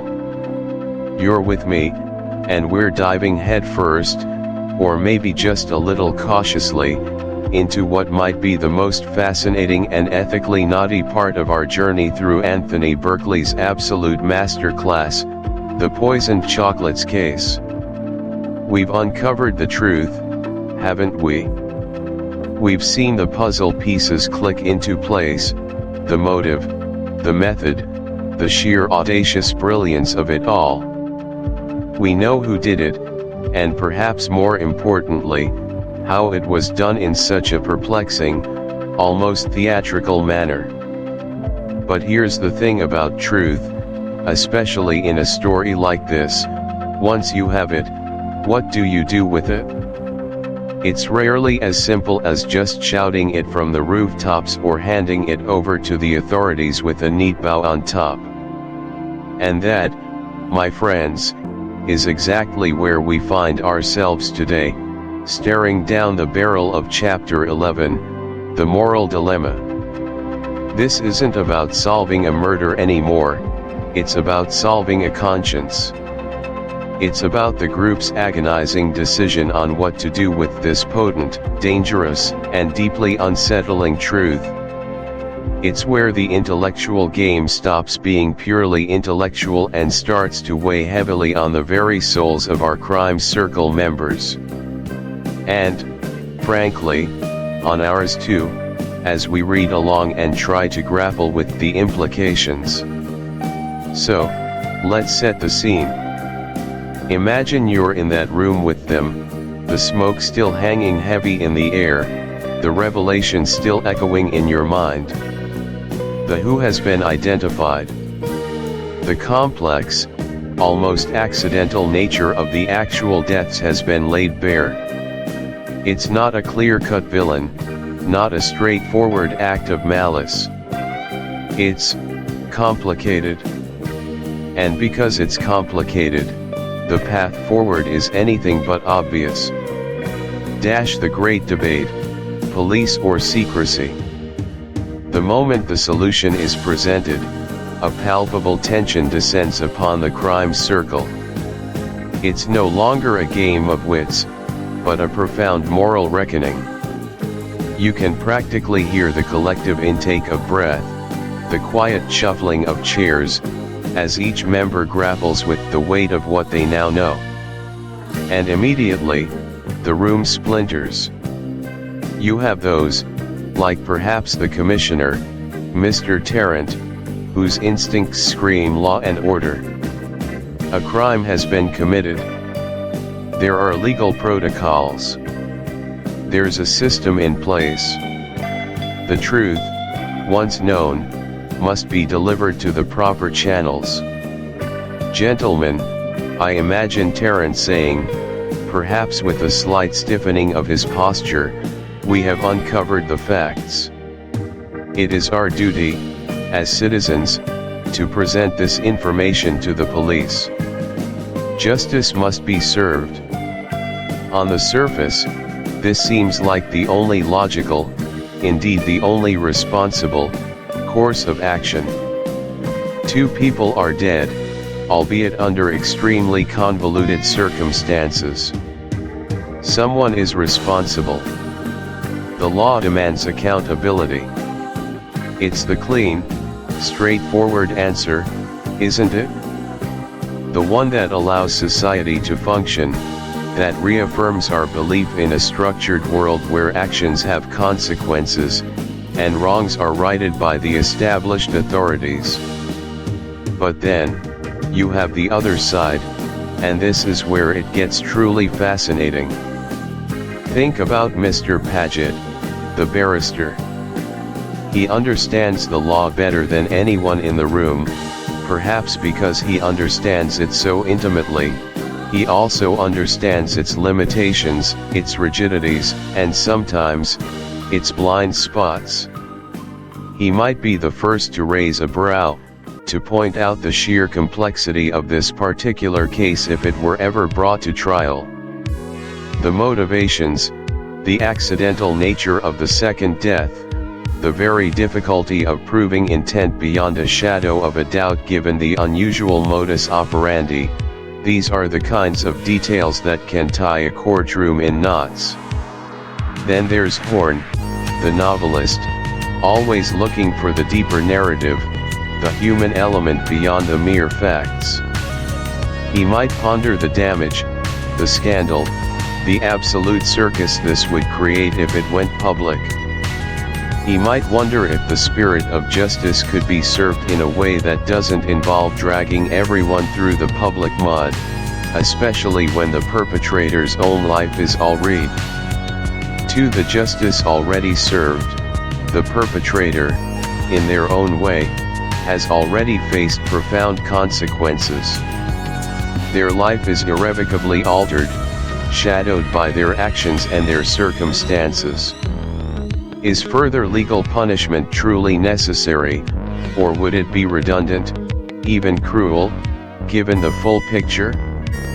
The crime circle, in a sense, becomes a higher court, delivering a verdict not of legal guilt, but of moral consequence that has already played out. 3. Protecting the innocent. To reveal the truth would cause an explosion of scandal, harming reputations, dragging innocent families through public humiliation, and forever tainting the memory of all involved. The crime circle's decision is an act of mercy, a recognition of collateral damage that official proceedings rarely consider. For the integrity of their purpose, the crime circle exists to solve puzzles, to engage in intellectual exercise. They are not official investigators. By keeping the secret, they reinforce their unique status, their ability to operate outside the rigid confines of the official world, allowing for a more nuanced application of justice. They become guardians of a truth too complex for the public sphere. This vote, this final collective act, is perhaps the most audacious move in the entire novel. It challenges our assumptions about how justice should work. It asks us if there are circumstances under which the truth, once discovered, is better left unspoken, better left to simmer in the private conscience of a few rather than explode in the public domain. For me, this decision is both unsettling and profoundly thought-provoking. Part of me, the part that believes in law and order, recoils. A crime was committed. Shouldn't there be accountability? But another part, the one that grapples with the messiness of human experience, understands the profound moral weight of their choice. It acknowledges that sometimes, the legal solution isn't always the just solution. And sometimes, the most humane path involves a collective silence, a shared burden of knowledge. Berkeley forces us to confront this question head-on. What would you have done in that room? Would you have voted to uphold the law, no matter the cost? Or would you have sided with a more compassionate, albeit ethically ambiguous, form of justice? The crime circle, by their vote, chooses the latter. They choose silence. They choose to carry the weight of this extraordinary truth themselves. And in doing so, they elevate the poisoned chocolates case from a mere detective story to a profound meditation on morality, justice, and the heavy price of knowledge. So, there you have it, the moral crucible, the silent verdict that brings our journey through the poisoned chocolates case to its truly unforgettable conclusion. It's a powerful reminder that sometimes, the hardest choices aren't about finding the truth, but about deciding what to do once you have it in your hands. This story isn't just a puzzle, it's a mirror. It asks us to reflect on our own beliefs about right and wrong, about the law and about justice. And it leaves us, I think, a little more complicated, a little more thoughtful, and certainly with a lot to chew on. I'd love to know your thoughts on this. Would you have gone to the police? Or would you have kept the secret? Let me know in the comments below. Thank you so much for joining me on this incredible literary adventure. If you enjoyed this deep dive, please consider liking this video and subscribing for more explorations into the fascinating world of books. Until next time, keep reading, keep thinking, and keep questioning everything. Hey everyone, and welcome back to the channel. You're with me, and we're diving headfirst, or maybe just a little cautiously, into what might be the most fascinating and ethically naughty part of our journey through Anthony Berkeley's absolute masterclass, the poisoned chocolates case. We've uncovered the truth, haven't we? We've seen the puzzle pieces click into place, the motive, the method, the sheer audacious brilliance of it all. We know who did it, and perhaps more importantly, how it was done in such a perplexing, almost theatrical manner. But here's the thing about truth, especially in a story like this. Once you have it, what do you do with it? It's rarely as simple as just shouting it from the rooftops or handing it over to the authorities with a neat bow on top. And that, my friends, is exactly where we find ourselves today, staring down the barrel of Chapter 11, The Moral Dilemma. This isn't about solving a murder anymore, it's about solving a conscience. It's about the group's agonizing decision on what to do with this potent, dangerous, and deeply unsettling truth. It's where the intellectual game stops being purely intellectual and starts to weigh heavily on the very souls of our crime circle members. And, frankly, on ours too, as we read along and try to grapple with the implications. So, let's set the scene. Imagine you're in that room with them, the smoke still hanging heavy in the air, the revelation still echoing in your mind. The who has been identified. The complex, almost accidental nature of the actual deaths has been laid bare. It's not a clear-cut villain, not a straightforward act of malice. It's complicated. And because it's complicated, the path forward is anything but obvious. The great debate, police or secrecy. The moment the solution is presented, a palpable tension descends upon the crime circle. It's no longer a game of wits, but a profound moral reckoning. You can practically hear the collective intake of breath, the quiet shuffling of chairs, as each member grapples with the weight of what they now know. And immediately, the room splinters. You have those, like perhaps the commissioner, Mr. Tarrant, whose instincts scream law and order. A crime has been committed. There are legal protocols. There's a system in place. The truth, once known, must be delivered to the proper channels. Gentlemen, I imagine Tarrant saying, perhaps with a slight stiffening of his posture, we have uncovered the facts. It is our duty, as citizens, to present this information to the police. Justice must be served. On the surface, this seems like the only logical, indeed the only responsible, course of action. 2 people are dead, albeit under extremely convoluted circumstances. Someone is responsible. The law demands accountability. It's the clean, straightforward answer, isn't it? The one that allows society to function, that reaffirms our belief in a structured world where actions have consequences, and wrongs are righted by the established authorities. But then, you have the other side, and this is where it gets truly fascinating. Think about Mr. Paget, the barrister.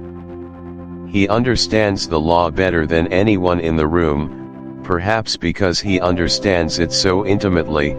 He also understands its limitations, its rigidities, and sometimes, its blind spots. He might be the first to raise a brow, to point out the sheer complexity of this particular case if it were ever brought to trial. The motivations, the accidental nature of the second death, the very difficulty of proving intent beyond a shadow of a doubt given the unusual modus operandi, these are the kinds of details that can tie a courtroom in knots. Then there's Horn, the novelist, always looking for the deeper narrative, the human element beyond to the justice already served. The perpetrator, in their own way, has already faced profound consequences. Their life is irrevocably altered, shadowed by their actions and their circumstances. Is further legal punishment truly necessary, or would it be redundant, even cruel, given the full picture? The crime circle, in a sense, becomes a higher court, delivering a verdict not of legal guilt, but of moral consequence that has already played out. 3. Protecting the innocent. To reveal the truth would cause an explosion of scandal, harming reputations, dragging innocent families through public humiliation, and forever tainting the memory of all involved. The crime circle's decision is an act of mercy, a recognition of collateral damage that official proceedings rarely consider. For the integrity of their purpose, the crime circle exists to solve puzzles, to engage in intellectual exercise. They are not official investigators. By keeping the secret, they reinforce their unique status, their ability to operate outside the rigid confines of the official world, allowing for a more nuanced application of justice. They become guardians of a truth too complex for the public sphere. This vote, this final collective act, is perhaps the most audacious move in the entire novel. It challenges our assumptions about how justice should work. It asks us if there are circumstances under which the truth, once discovered, is better left unspoken, better left to simmer in the private conscience of a few rather than explode in the public domain. For me, this decision is both unsettling and profoundly thought-provoking. Part of me, the part that believes in law and order, recoils. A crime was committed. Shouldn't there be accountability? But another part, the one that grapples with the messiness of human experience, understands the profound moral weight of their choice. It acknowledges that sometimes, the legal solution isn't always the just solution. And sometimes, the most humane path involves a collective silence, a shared burden of knowledge. Berkeley forces us to confront this question head-on. What would you have done in that room? Would you have voted to uphold the law, no matter the cost? Or would you have sided with a more compassionate, albeit ethically ambiguous, form of justice? The crime circle, by their vote, chooses the latter. They choose silence. They choose to carry the weight of this extraordinary truth themselves. And in doing so, they elevate the poisoned chocolates case from a mere detective story to a profound meditation on morality, justice, and the heavy price of knowledge. So, there you have it, the moral crucible, the silent verdict that brings our journey through the poisoned chocolates case to its truly unforgettable conclusion.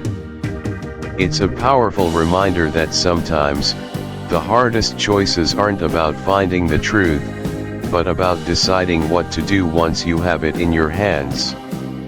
This story isn't just a puzzle, it's a mirror. It asks us to reflect on our own beliefs about right and wrong, about the law and about justice. And it leaves us, I think, a little more complicated, a little more thoughtful, and certainly with a lot to chew on. I'd love to know your thoughts on this. Would you have gone to the police?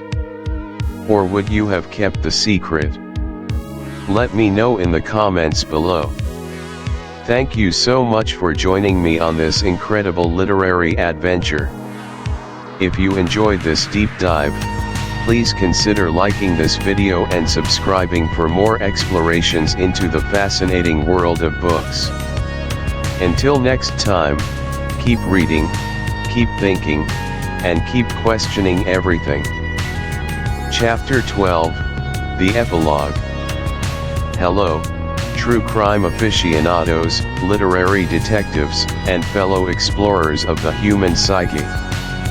We've journeyed through twists and turns, examined clues under metaphorical microscopes, and, I hope, sharpened our collective wits. We've delved deep into the fascinating, frustrating, and utterly brilliant labyrinth that is the poisoned chocolates case. And now, here we are, at the very end of our journey together, reaching chapter 12, the epilogue. This isn't just about wrapping up plot points, it's about stepping back, taking a breath, and letting the echoes of this remarkable story settle within us. It's about reflecting on the nature of mystery itself, the myriad forms of human error, and what it truly means to seek, and perhaps never fully grasp, the truth. When we close the cover on a good book, especially a mystery, there's often a quiet hum of satisfaction. The loose ends are tied, the villain unmasked, justice served. But with the poisoned chocolates case, the hum is different. It's a complex chord, rich with dissonance and lingering questions, a testament to the sheer audacity of its design. Part 1, The Fates We Imagine, after the echoes of investigation fade. Let's begin by considering the characters, those unfortunate souls whose lives became irrevocably entangled in this web of deceit and misunderstanding. The book, true to its innovative spirit, doesn't offer a neat, traditional epilogue where we check in with everyone 5 years down the line. That would be too conventional, wouldn't it? Instead, it leaves us to ponder, to imagine, to infer. And perhaps, that's where the real lingering power of the story lies. First, there's poor Mr. Sethi, the man at the heart of it all. His death was the catalyst, the spark that ignited this intellectual bonfire. In the aftermath of the investigations, after Sheringham and Fell and the others presented their wildly different, yet equally plausible, solutions, what became of his reputation? Was he remembered as a man tragically murdered, a victim of a cruel twist of fate, or perhaps even a man whose reckless past finally caught up to him? Depending on which solution you lean into, be it the accidental suicide, the elaborate revenge, or the tragic misunderstanding, Sethi's legacy shifts dramatically. He remains, ironically, as enigmatic in death as he was in life, a placeholder for the ultimate unknowability of certain truths. One thing is certain, his final moments, a solitary death by chocolate, became a legend in the annals of crime fiction. And for him, there's no moving on, only the stories that are told about him. Then we have Joan Harlow, the apparent target, the young woman who miraculously survived. She was so close to becoming another tragic statistic, spared by a twist of fate, or perhaps, a change of heart, depending on the solution you favor. One has to imagine that the experience left an indelible mark. The trauma of being poisoned, the public scrutiny, the realization that her life was almost snuffed out by a box of sweets intended for someone else, or even herself, must have been immense. Did she find solace? Did she ever truly trust chocolate again? Or, more profoundly, did she ever truly trust human intention again? I like to think that Joan, having stared death in the face, would have emerged stronger, perhaps more cautious, but with a newfound appreciation for the preciousness of life. Her brush with mortality could have been a cruel twist, or a strange kind of liberation, setting her on a path of deeper self-reflection. I picture her eventually finding a quiet life, far from the sensational headlines, maybe even indulging in a dark, slightly bittersweet sense of humor about her past. And what of the Chestermans, Sethi's family? The revelation of their son's involvement, however tragic or misguided, must have shattered their world.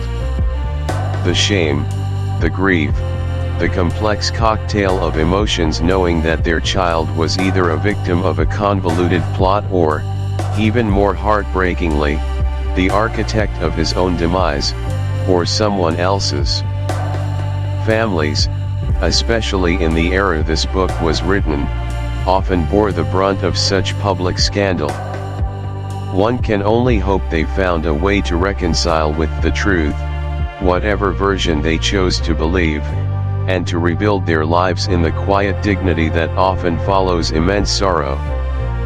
The novel implies a certain closing, a quiet understanding, rather than a public trial or protracted scandal, suggesting perhaps a more humane, if less dramatic, resolution to their pain.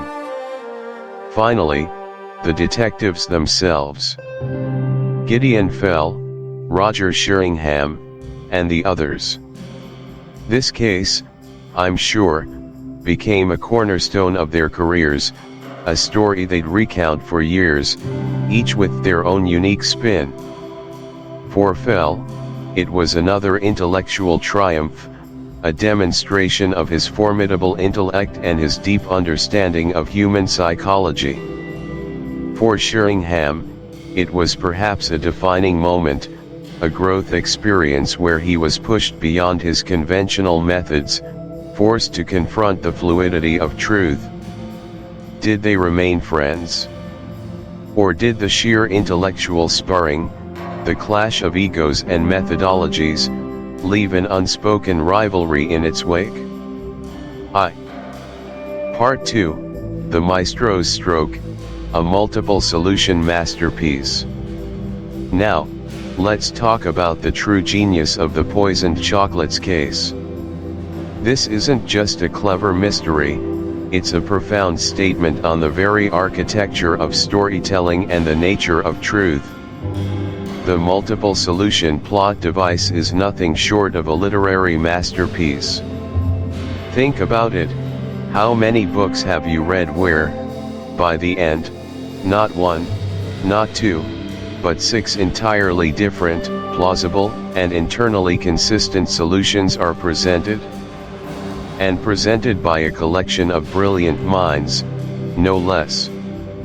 It's audacious. It's almost insolent in its cleverness.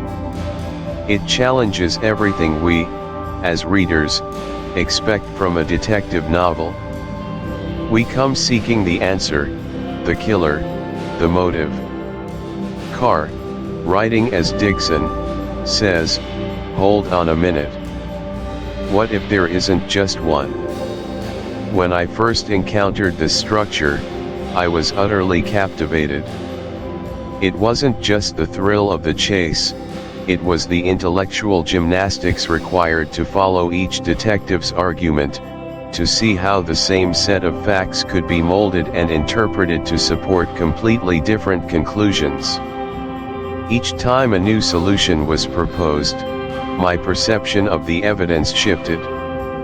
A clue that seemed definitive in one narrative became circumstantial in another, or even completely reinterpreted to mean the opposite. This device works so brilliantly because it taps into a fundamental aspect of human cognition, confirmation bias. Once we've latched onto a theory, we tend to see evidence that supports it and disregard evidence that contradicts it. Each detective, in their own way, becomes a microcosm of this tendency, expertly weaving a narrative that aligns with their initial premise. But Carr, or rather Dixon, forces us, the readers, to break free from this. He makes us question not just the characters, but our own interpretive abilities, our own assumptions about what constitutes truth in a fictional world.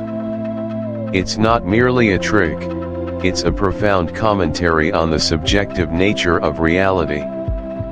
In life, how often do we encounter situations where different people, looking at the exact same events, come away with vastly different understandings?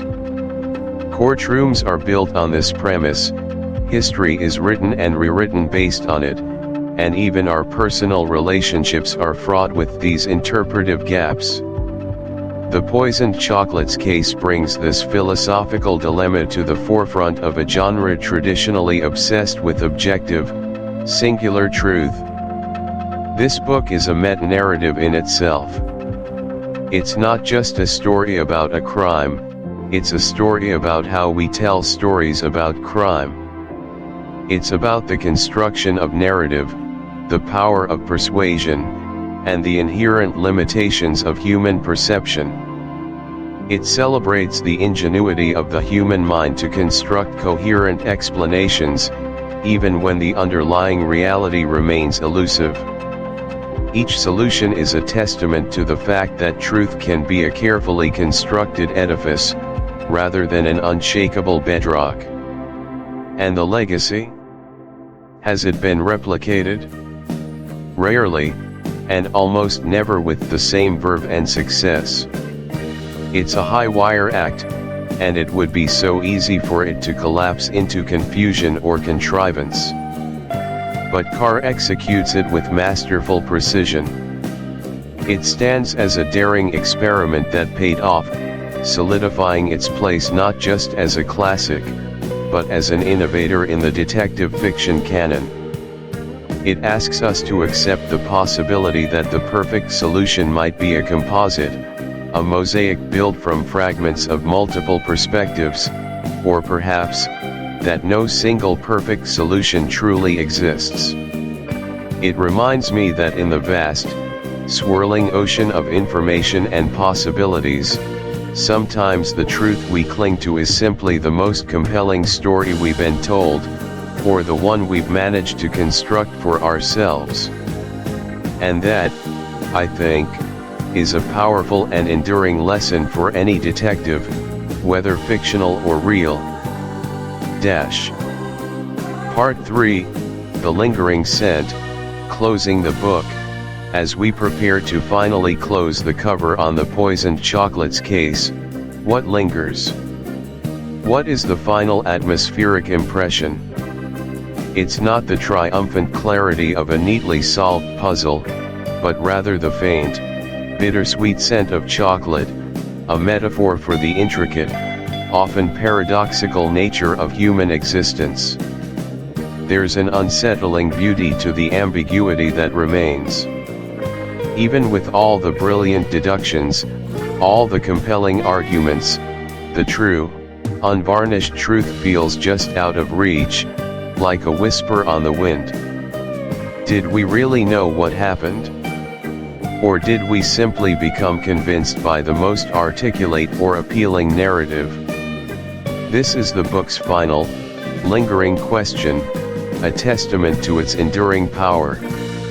It leaves us with a sense of wonder, and perhaps a touch of unease, about the absolute certainty of anything. This leads us directly to our overall theme, the nature of mystery and human error. Every single solution presented in the book, no matter how elegant, ultimately hinges on some form of human error.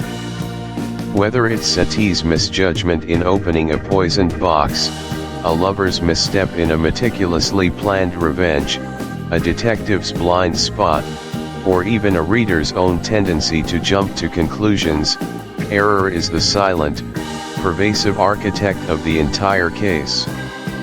Small mistakes, misunderstandings, hidden motives, and the sheer unpredictability of human behavior snowball into an insurmountable tangle. This book highlights the fragility of plans, the irony of intentions gone awry. Graham planned a murder, but Satie's accidental opening of the box upended it. Even the act of preparing the poisoned chocolates, intended for a specific purpose, became twisted by unforeseen circumstances. It's a powerful reminder that even the most cunning schemes are vulnerable to the simplest of human blunders, or the most unfortunate coincidences. It teaches us that the world is messy, people are flawed, and intentions, even good ones, can have disastrous consequences. But why do we keep coming back to these stories? Why does the allure of mystery endure? It's precisely because they mirror life's own puzzles. We seek order in chaos, understanding in the face of the inexplicable. We crave the satisfaction of fitting pieces together, even if, as the poisoned chocolates case so brilliantly shows us, there might be multiple ways to assemble the same set of pieces, each forming a different picture. The vicarious thrill of detection, the exploration of human psychology, and the intellectual challenge all draw us in. It's a safe way to confront the darker aspects of human nature and the unpredictable turns of fate. For me, The Poisoned Chocolates case isn't just a book, it's an experience. It's a masterclass in challenging expectations, in playing with form, and in exploring the profound implications of subjective truth. It cemented John Dickson Carr's place as a true innovator, a wizard of the impossible crime and a philosopher of the whodunit. It's a book that has stayed with me, urging me to look deeper, to question assumptions, and to appreciate the intricate dance between fact and interpretation. As we conclude this chapter, and indeed, our entire series on this extraordinary novel, I want to thank you for joining me on this journey. For leaning in, for pondering with me, for engaging with the sheer intellectual joy of a truly great mystery. The world of mystery fiction is vast and endlessly fascinating, filled with brilliant minds, audacious plots, and profound insights into the human condition. And I hope this dive into The Poisoned Chocolates case has left you with a renewed appreciation for its depth and ingenuity. The faint scent of bitter chocolate may fade, but the profound questions this book poses, about truth, about error, about the stories we tell ourselves, will, I believe, linger on. Until our next literary adventure, keep reading, keep pondering, and never stop questioning the narrative. Thank you for watching. If you enjoyed this series, please like, subscribe, and let M. There are roughly 40 to 50 paragraphs. 50 paragraphs, 300 chars/para equals 15,000 characters. This is in the ballpark of the requested 13,529 characters. I've aimed for a rich, detailed, and naturally flowing narrative, which often results in a higher word/character count for a given topic. I believe I have thoroughly covered all the requested points with the persona and tone. Hello, true crime aficionados, literary detectives, and fellow explorers of the human psyche. We've journeyed through twists and turns, examined clues under metaphorical microscopes, and, I hope, sharpened our collective wits. We've delved deep into the fascinating, frustrating, and utterly brilliant labyrinth that is the Poisoned Chocolates case. And now, here we are, at the very end of our journey together, reaching chapter 12, the epilogue.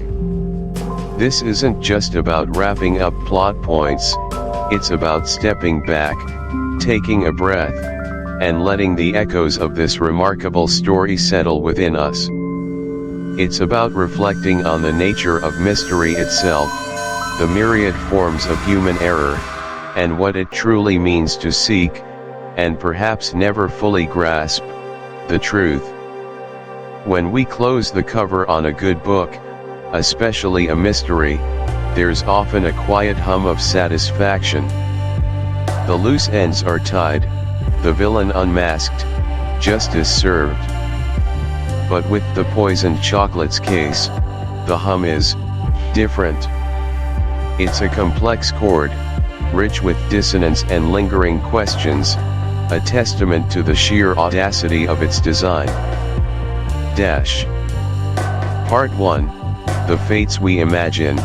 After the echoes of investigation fade, let's begin by considering the characters, those unfortunate souls whose lives became irrevocably entangled in this web of deceit and misunderstanding. The book, true to its innovative spirit, doesn't offer a neat, traditional epilogue where we check in with everyone 5 years down the line. That would be too conventional, wouldn't it? Instead, it leaves us to ponder, to imagine, to infer.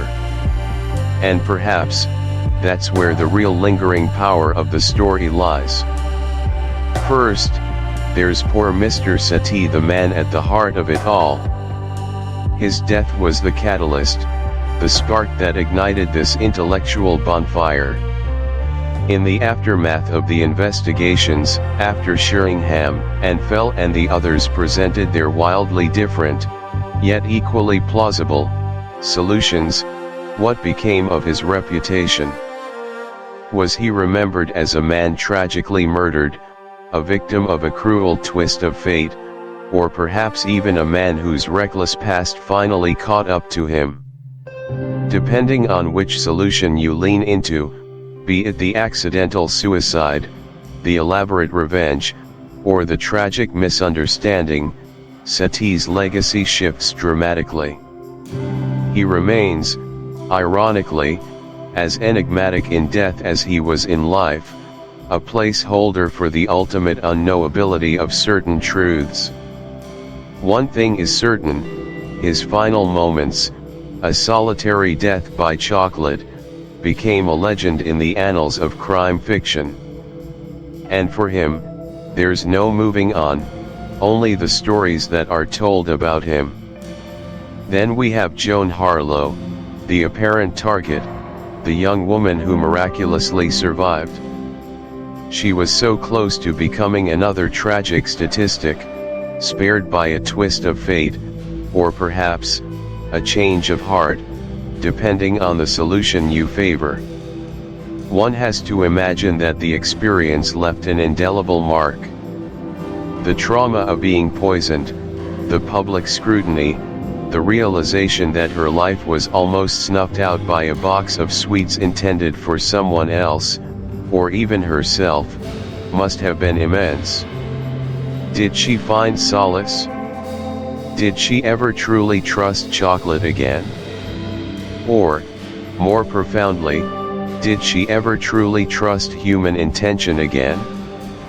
I like to think that Joan, having stared death in the face, would have emerged stronger, perhaps more cautious, but with a newfound appreciation for the preciousness of life.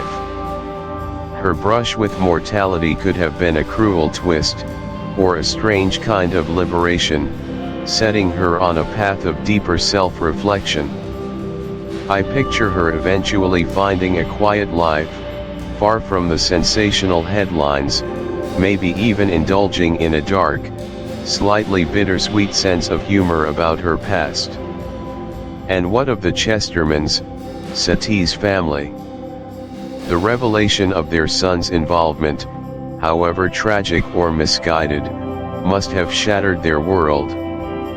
The shame, the grief, the complex cocktail of emotions knowing that their child was either a victim of a convoluted plot or, even more heartbreakingly, the architect of his own demise, or someone else's. Families, especially in the era this book was written, often bore the brunt of such public scandal. One can only hope they found a way to reconcile with the truth, whatever version they chose to believe, and to rebuild their lives in the quiet dignity that often follows immense sorrow. The novel implies a certain closing, a quiet understanding, rather than a public trial or protracted scandal, suggesting perhaps a more humane, if less dramatic, resolution to their pain. Finally, the detectives themselves. Gideon Fell, Roger Sheringham, and the others. This case, I'm sure, became a cornerstone of their careers, a story they'd recount for years, each with their own unique spin. For Fell, it was another intellectual triumph, a demonstration of his formidable intellect and his deep understanding of human psychology.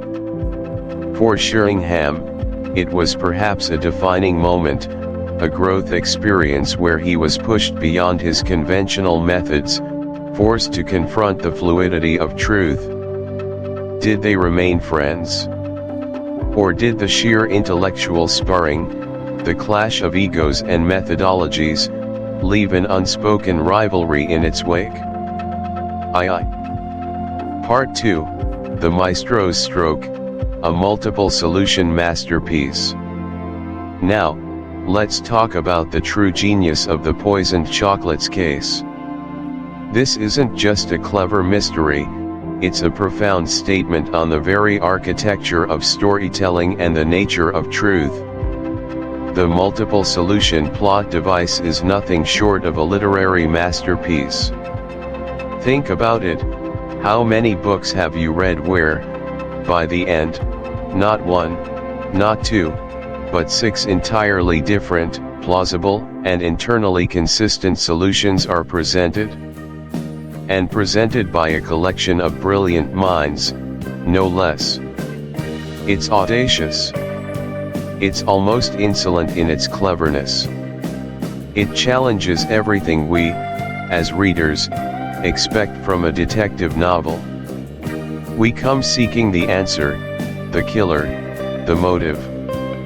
Carr, writing as Dixon, says, "Hold on a minute. What if there isn't just one?" When I first encountered this structure, I was utterly captivated.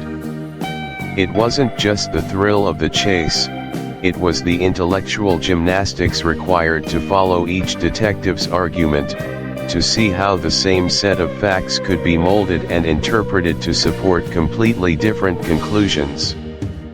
Each time a new solution was proposed, my perception of the evidence shifted. A clue that seemed definitive in one narrative became circumstantial in another, or even completely reinterpreted to mean the opposite. This device works so brilliantly because it taps into a fundamental aspect of human cognition, confirmation bias. Once we've latched onto a theory, we tend to see evidence that supports it and disregard evidence that contradicts it. Each detective, in their own way, becomes a microcosm of this tendency, expertly weaving a narrative that aligns with their initial premise. But Carr, or rather Dixon, forces us, the readers, to break free from this. He makes us question not just the characters, but our own interpretive abilities, our own assumptions about what constitutes truth in a fictional world. It's not merely a trick, it's a profound commentary on the subjective nature of reality. In life, how often do we encounter situations where different people, looking at the exact same events, come away with vastly different understandings?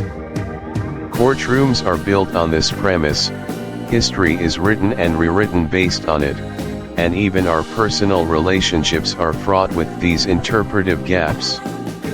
The poisoned chocolates case brings this philosophical dilemma to the forefront of a genre traditionally obsessed with objective, singular truth.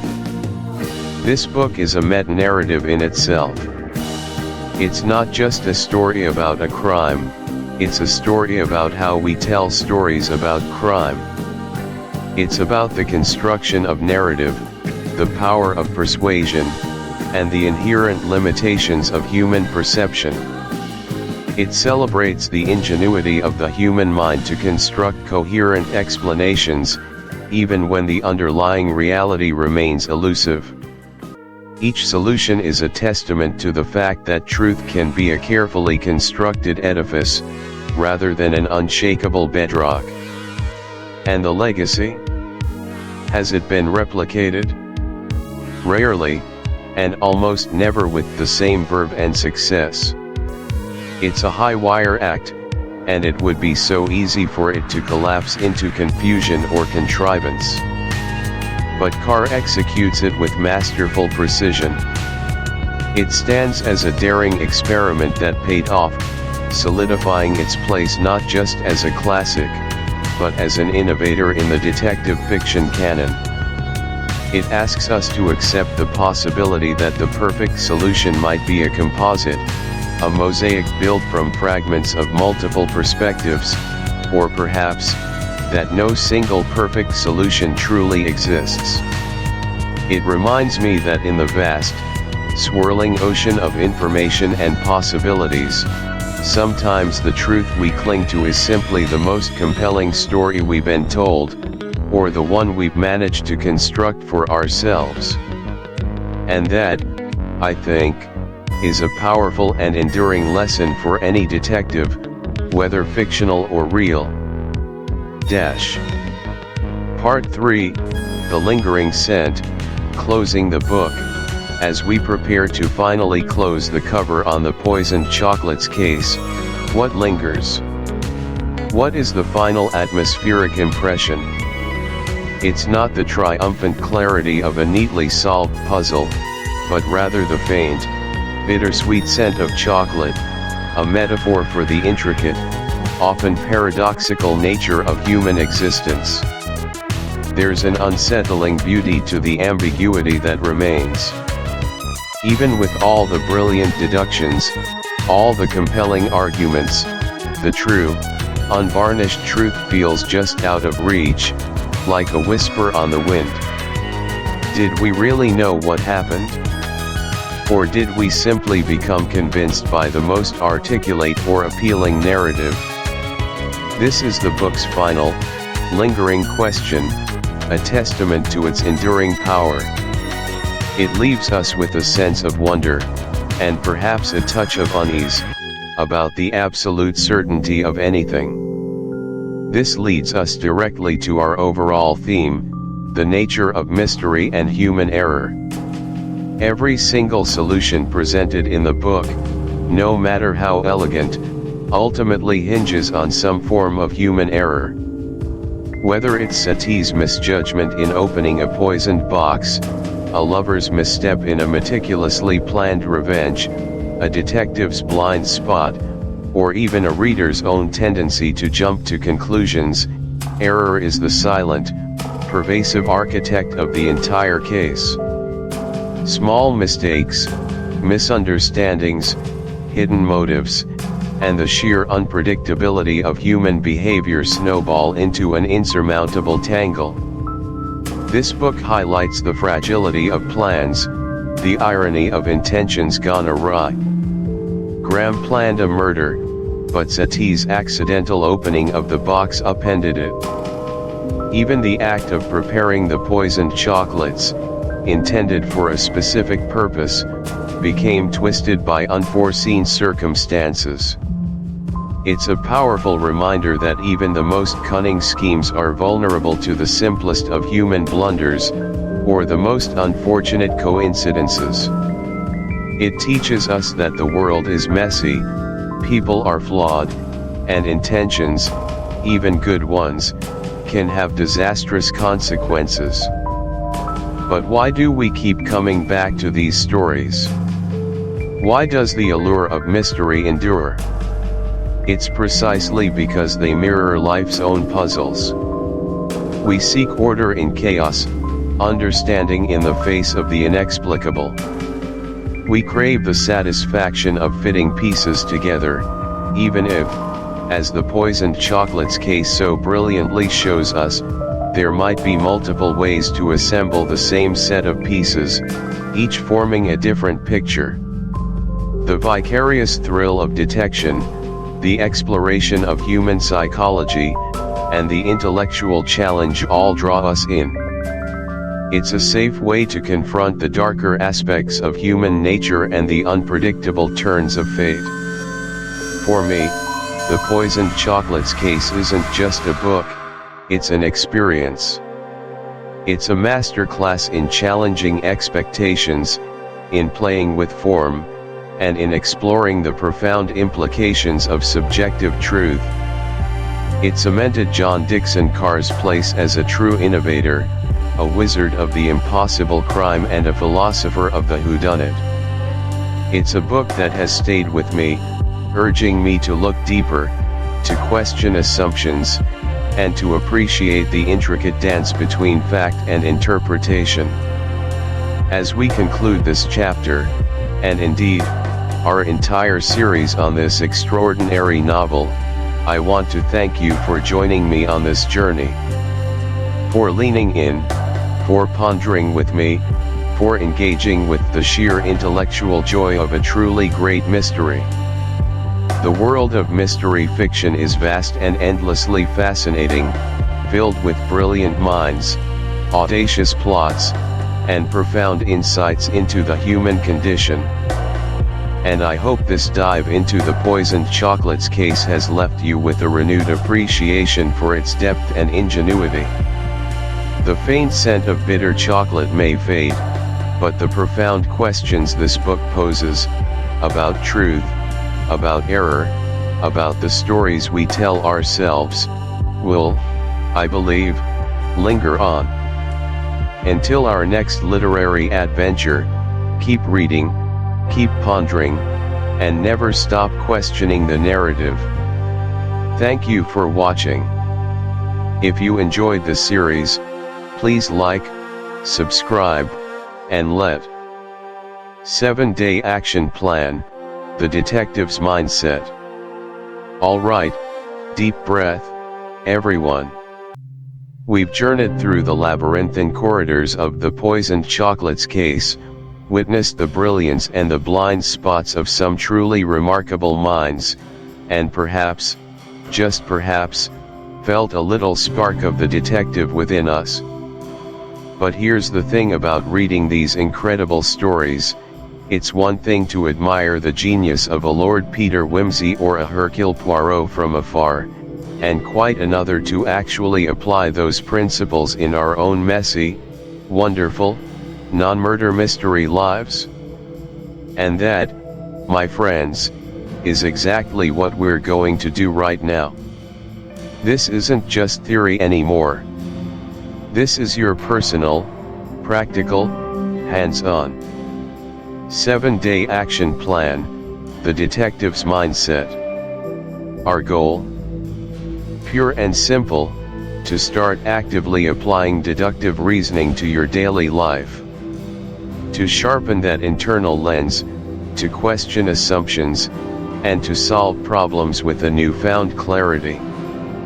Think of it as a mental workout, a brain gym, if you will. And by the end of this week, I promise you'll be seeing the world in a subtly, yet profoundly, different way. Let's dive in. Days 1 to 2. Practice observation. The very first step, the absolute bedrock of any detective's craft, isn't brilliant deduction or dramatic confrontation. It's far more fundamental. It's observation. Before you can connect the dots, you need to actually see the dots. Think about it. Sherlock Holmes wouldn't just walk into a room and instantly declare the culprit. He'd meticulously scan, note the dust, the wear on the carpet, the specific brand of tobacco ash. He's taking in data points that most of us, myself included, completely gloss over. Our brains are incredible filters. They're constantly trying to save energy by ignoring anything that doesn't immediately scream danger, or delicious. And while that's great for survival, it's terrible for developing a detective's mind.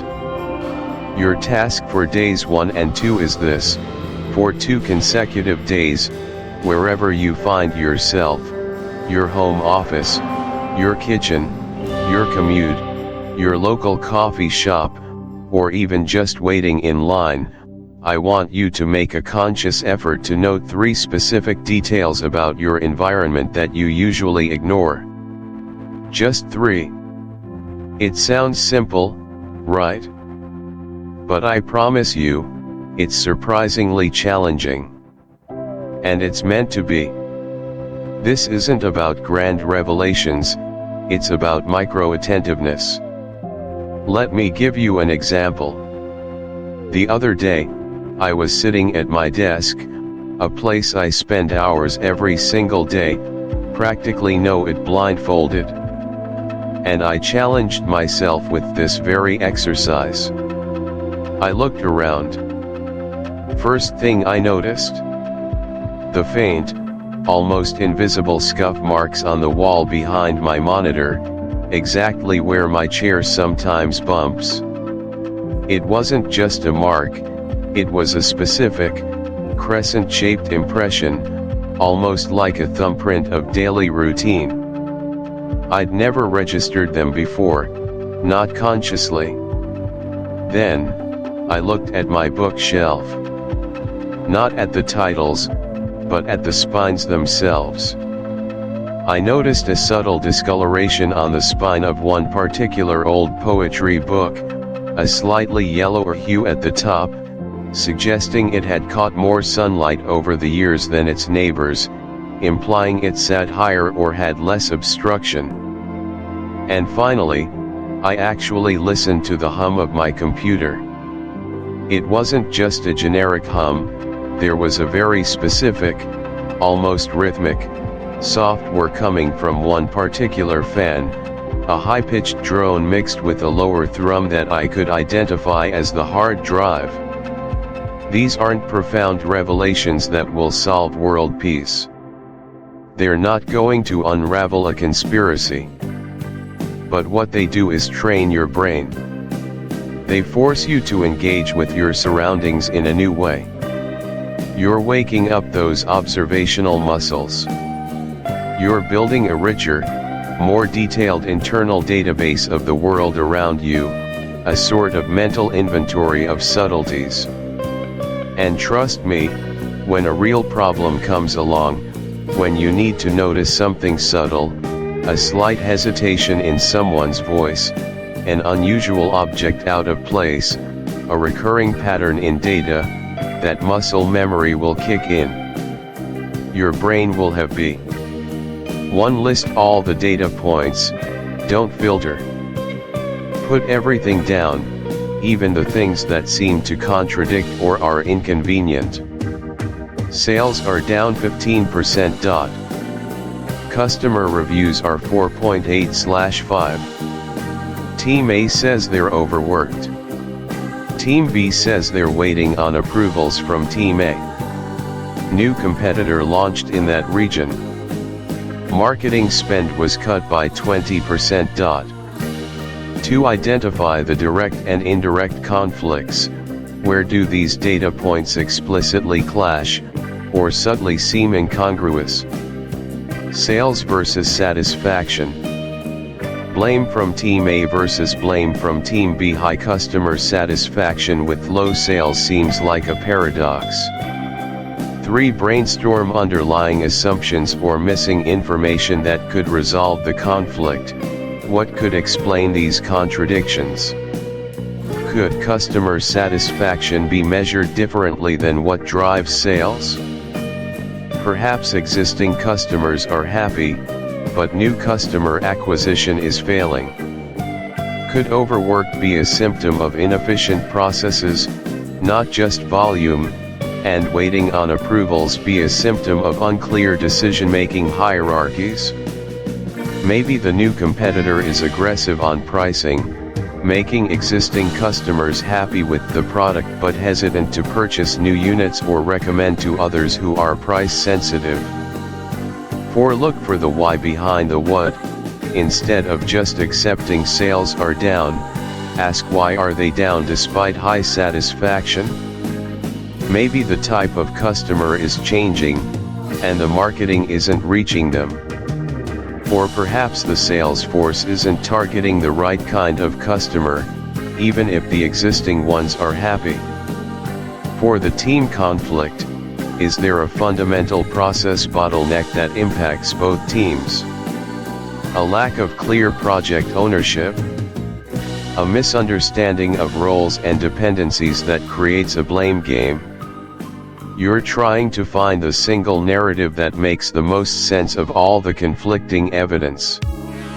I once had a situation at work where a new software deployment was causing a lot of customer frustration and support tickets, but the development team swore the software was stable, and the user experience team insisted the interface was intuitive.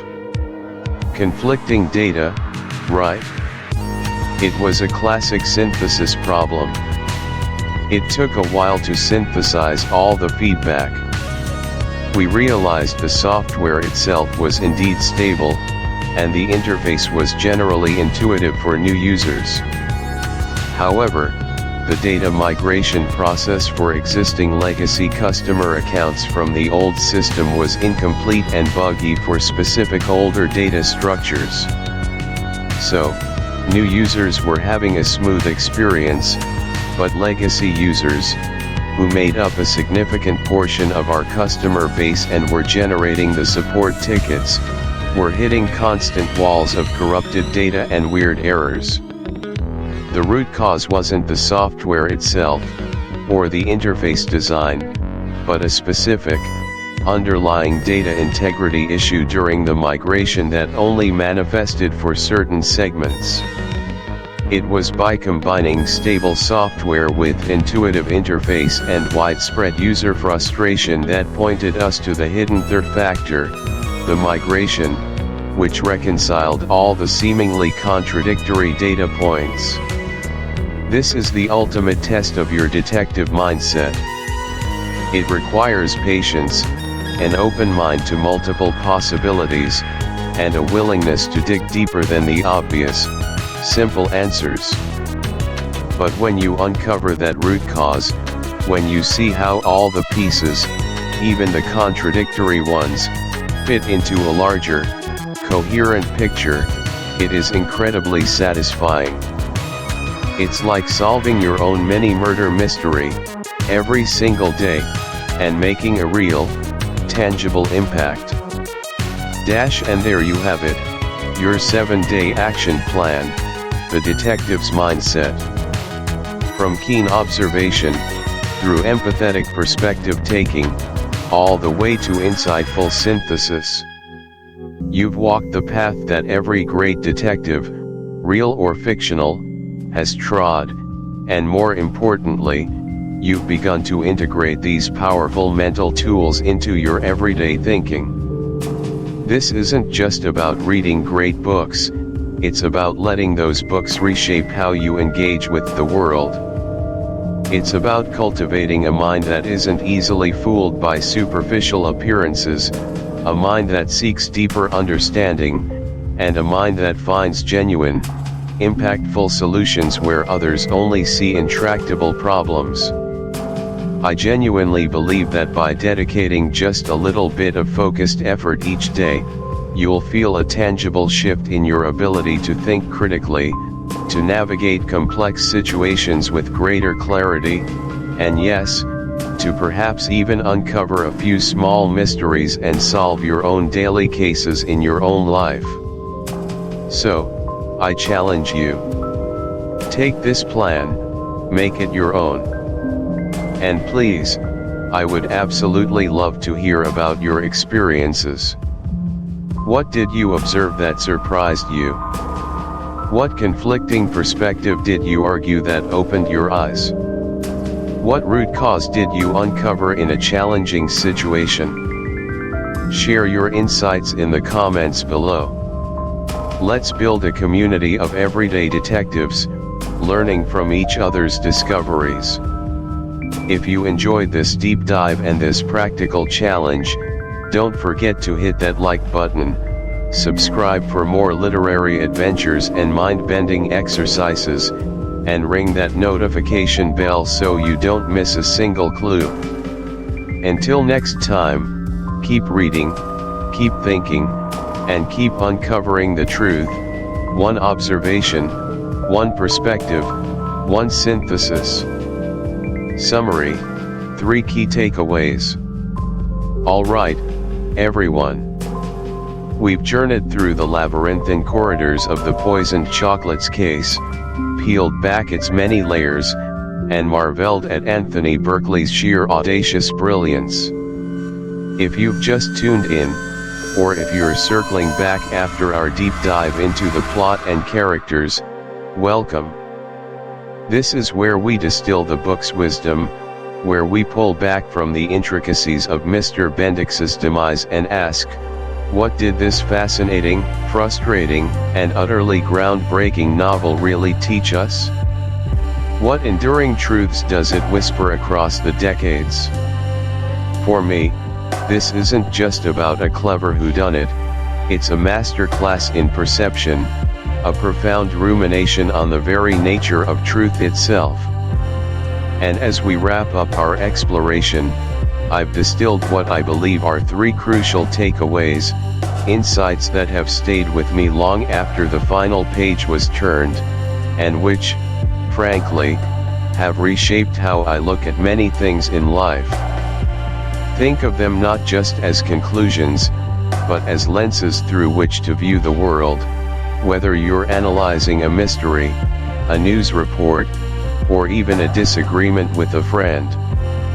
So, let's dive into these 3 key takeaways. Takeaway number 1, fact is subjective, the same evidence can support opposing truths depending on interpretation. Now, this, my friends, is the absolute beating heart of the poisoned chocolates case. It's what makes the book a revolutionary piece of detective fiction, moving beyond the simple one solution, one truth paradigm that Sherlock Holmes had so elegantly established. Here, we're presented with 6 different detectives, each a member of the illustrious crime circle, and each, in turn, offering a complete, plausible, and seemingly airtight solution to the poisoning of Sir Eustace Pennefather. Think about that for a moment. They're all working with the same set of facts. The poisoned chocolates were found. Mr. Bendix delivered them. Mrs. Bendix had motives. Sir Eustace died. There were alibis, there were suspicious circumstances, there were psychological profiles. The raw data, the empirical evidence, the undeniable facts are, for the most part, not in dispute. What is in dispute, what is utterly fluid and malleable, is the meaning ascribed to those facts. One detective looks at the timing of Mr. Bendix's delivery and sees a calculated, premeditated act of murder. Another looks at the exact same timing and sees a tragic, coincidental accident, or perhaps even a convoluted suicide attempt. The note found with the chocolates? To one, it's a clear message from the killer. To another, it's a red herring, cleverly planted, or even a desperate plea from the victim. This isn't just a clever narrative trick, it's a profound commentary on human cognition. We don't perceive reality directly, we interpret it through a complex web of existing beliefs, past experiences, and subconscious biases. We connect dots, we build narratives, and crucially, we often look for patterns that confirm what we already suspect or what makes sense to us. I remember reading this for the first time, and feeling this incredible sense of intellectual vertigo. Every time a new detective presented their case, I'd find myself nodding along, thinking, yes, that's it. That's the solution. Only for the next detective to dismantle it and present an equally compelling alternative. It forces you, as the reader, to confront the fragility of your own certainty, to question the very foundations of what you accept as truth. And it's a lesson that extends far beyond the pages of a mystery novel. How often do we see this play out in real life? In a courtroom, Two opposing lawyers present the same evidence, the same witness testimonies, and yet construct two entirely different, compelling narratives of what really happened. In politics, the same economic data can be spun by opposing parties to support diametrically opposed policy prescriptions. Even in our personal lives, a simple misunderstanding can escalate because two people interpret the same words or actions through completely different lenses. Call to action. And there we have it, my friends. We've journeyed through the labyrinthine corridors of the poisoned chocolates case, a testament to the ingenious mind of Anthony Berkeley. We've sifted through clues, debated motives, and wrestled with the very concept of definitive truth when confronted with 6 distinct, yet equally plausible, narratives. It's a rare gem, isn't it? A book that doesn't just present a puzzle, but dissects the process of solving it, inviting us into the very minds of the detectives, letting us feel the push and pull of evidence, the flicker of intuition, the frustration of dead ends, and the exhilarating aha moments that might just be leading us further astray. This particular story, I think, serves as a magnificent mirror. It reflects not just the cleverness of its author, but our own innate human desire to make sense of chaos, to impose order on the unknown, to find that singular, undeniable thread in a tangled skein of possibilities. We've spent this time together, diving deep, picking apart the fabric of this mystery, not just for the thrill of the solution, although, let's be honest, that's a huge part of the fun, but for the sheer intellectual exercise of it all. It's akin to a mental gymnastics session, isn't it? Pushing the boundaries of our own deductive reasoning, challenging our preconceptions, and perhaps even revealing a little something about how our own minds prioritize information or dismiss what doesn't fit our preferred narrative. It's a quiet invitation to self-reflection, cloaked in the intrigue of a whodunit. It's been a truly engaging experience for me to prepare and share this with you, and I truly hope it has been for you too, sitting wherever you are, perhaps with a cup of tea, lost in thought, or maybe pacing your living room, animated by a new theory. But the journey doesn't have to end here, you know. In fact, for a story like this, where the very structure encourages debate and personal interpretation, the real fun, the true continuation of the mystery, often begins after the final page is turned, or in our case, after the video fades. It's in the shared space, the collective pondering, the diverse perspectives that we truly unlock the full richness of such a brilliantly constructed narrative. So, as we emerge from the shadows of Charing Cross and the perplexing case of the poisoned chocolates, I want to invite you to continue this exploration with me and with this wonderful community we're building. Because, after all, isn't the best part of a truly great mystery not just the solving, but the talking about it? The endless what-ifs, the passionate defenses of one theory over another, the sudden revelations sparked by a single comment that makes you rethink everything. That's where the magic truly lives, in the collective unraveling. It's in the shared intellectual dance, where every voice adds a new rhythm, a new nuance to the melody of the puzzle. And that brings me to my first invitation, a direct call to the detective within each of you. We explored 6 distinct, meticulously crafted theories for the poisoned chocolates case.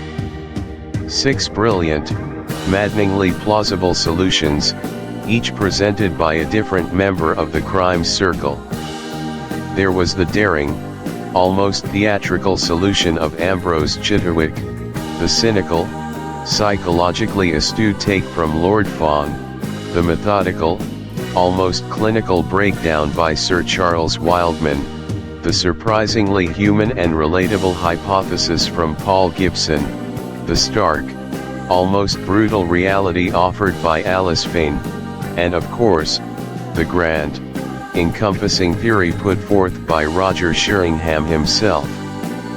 Now, as you sat there, absorbing each twist and turn, each piece of evidence re-evaluated through a new lens, I imagine your own mind was buzzing.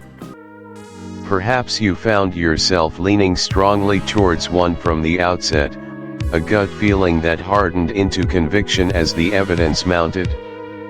Or maybe, like me at times, you found yourself swaying back and forth, one moment convinced by Chitterwick's audaciousness, the next swayed by Wildman's pre.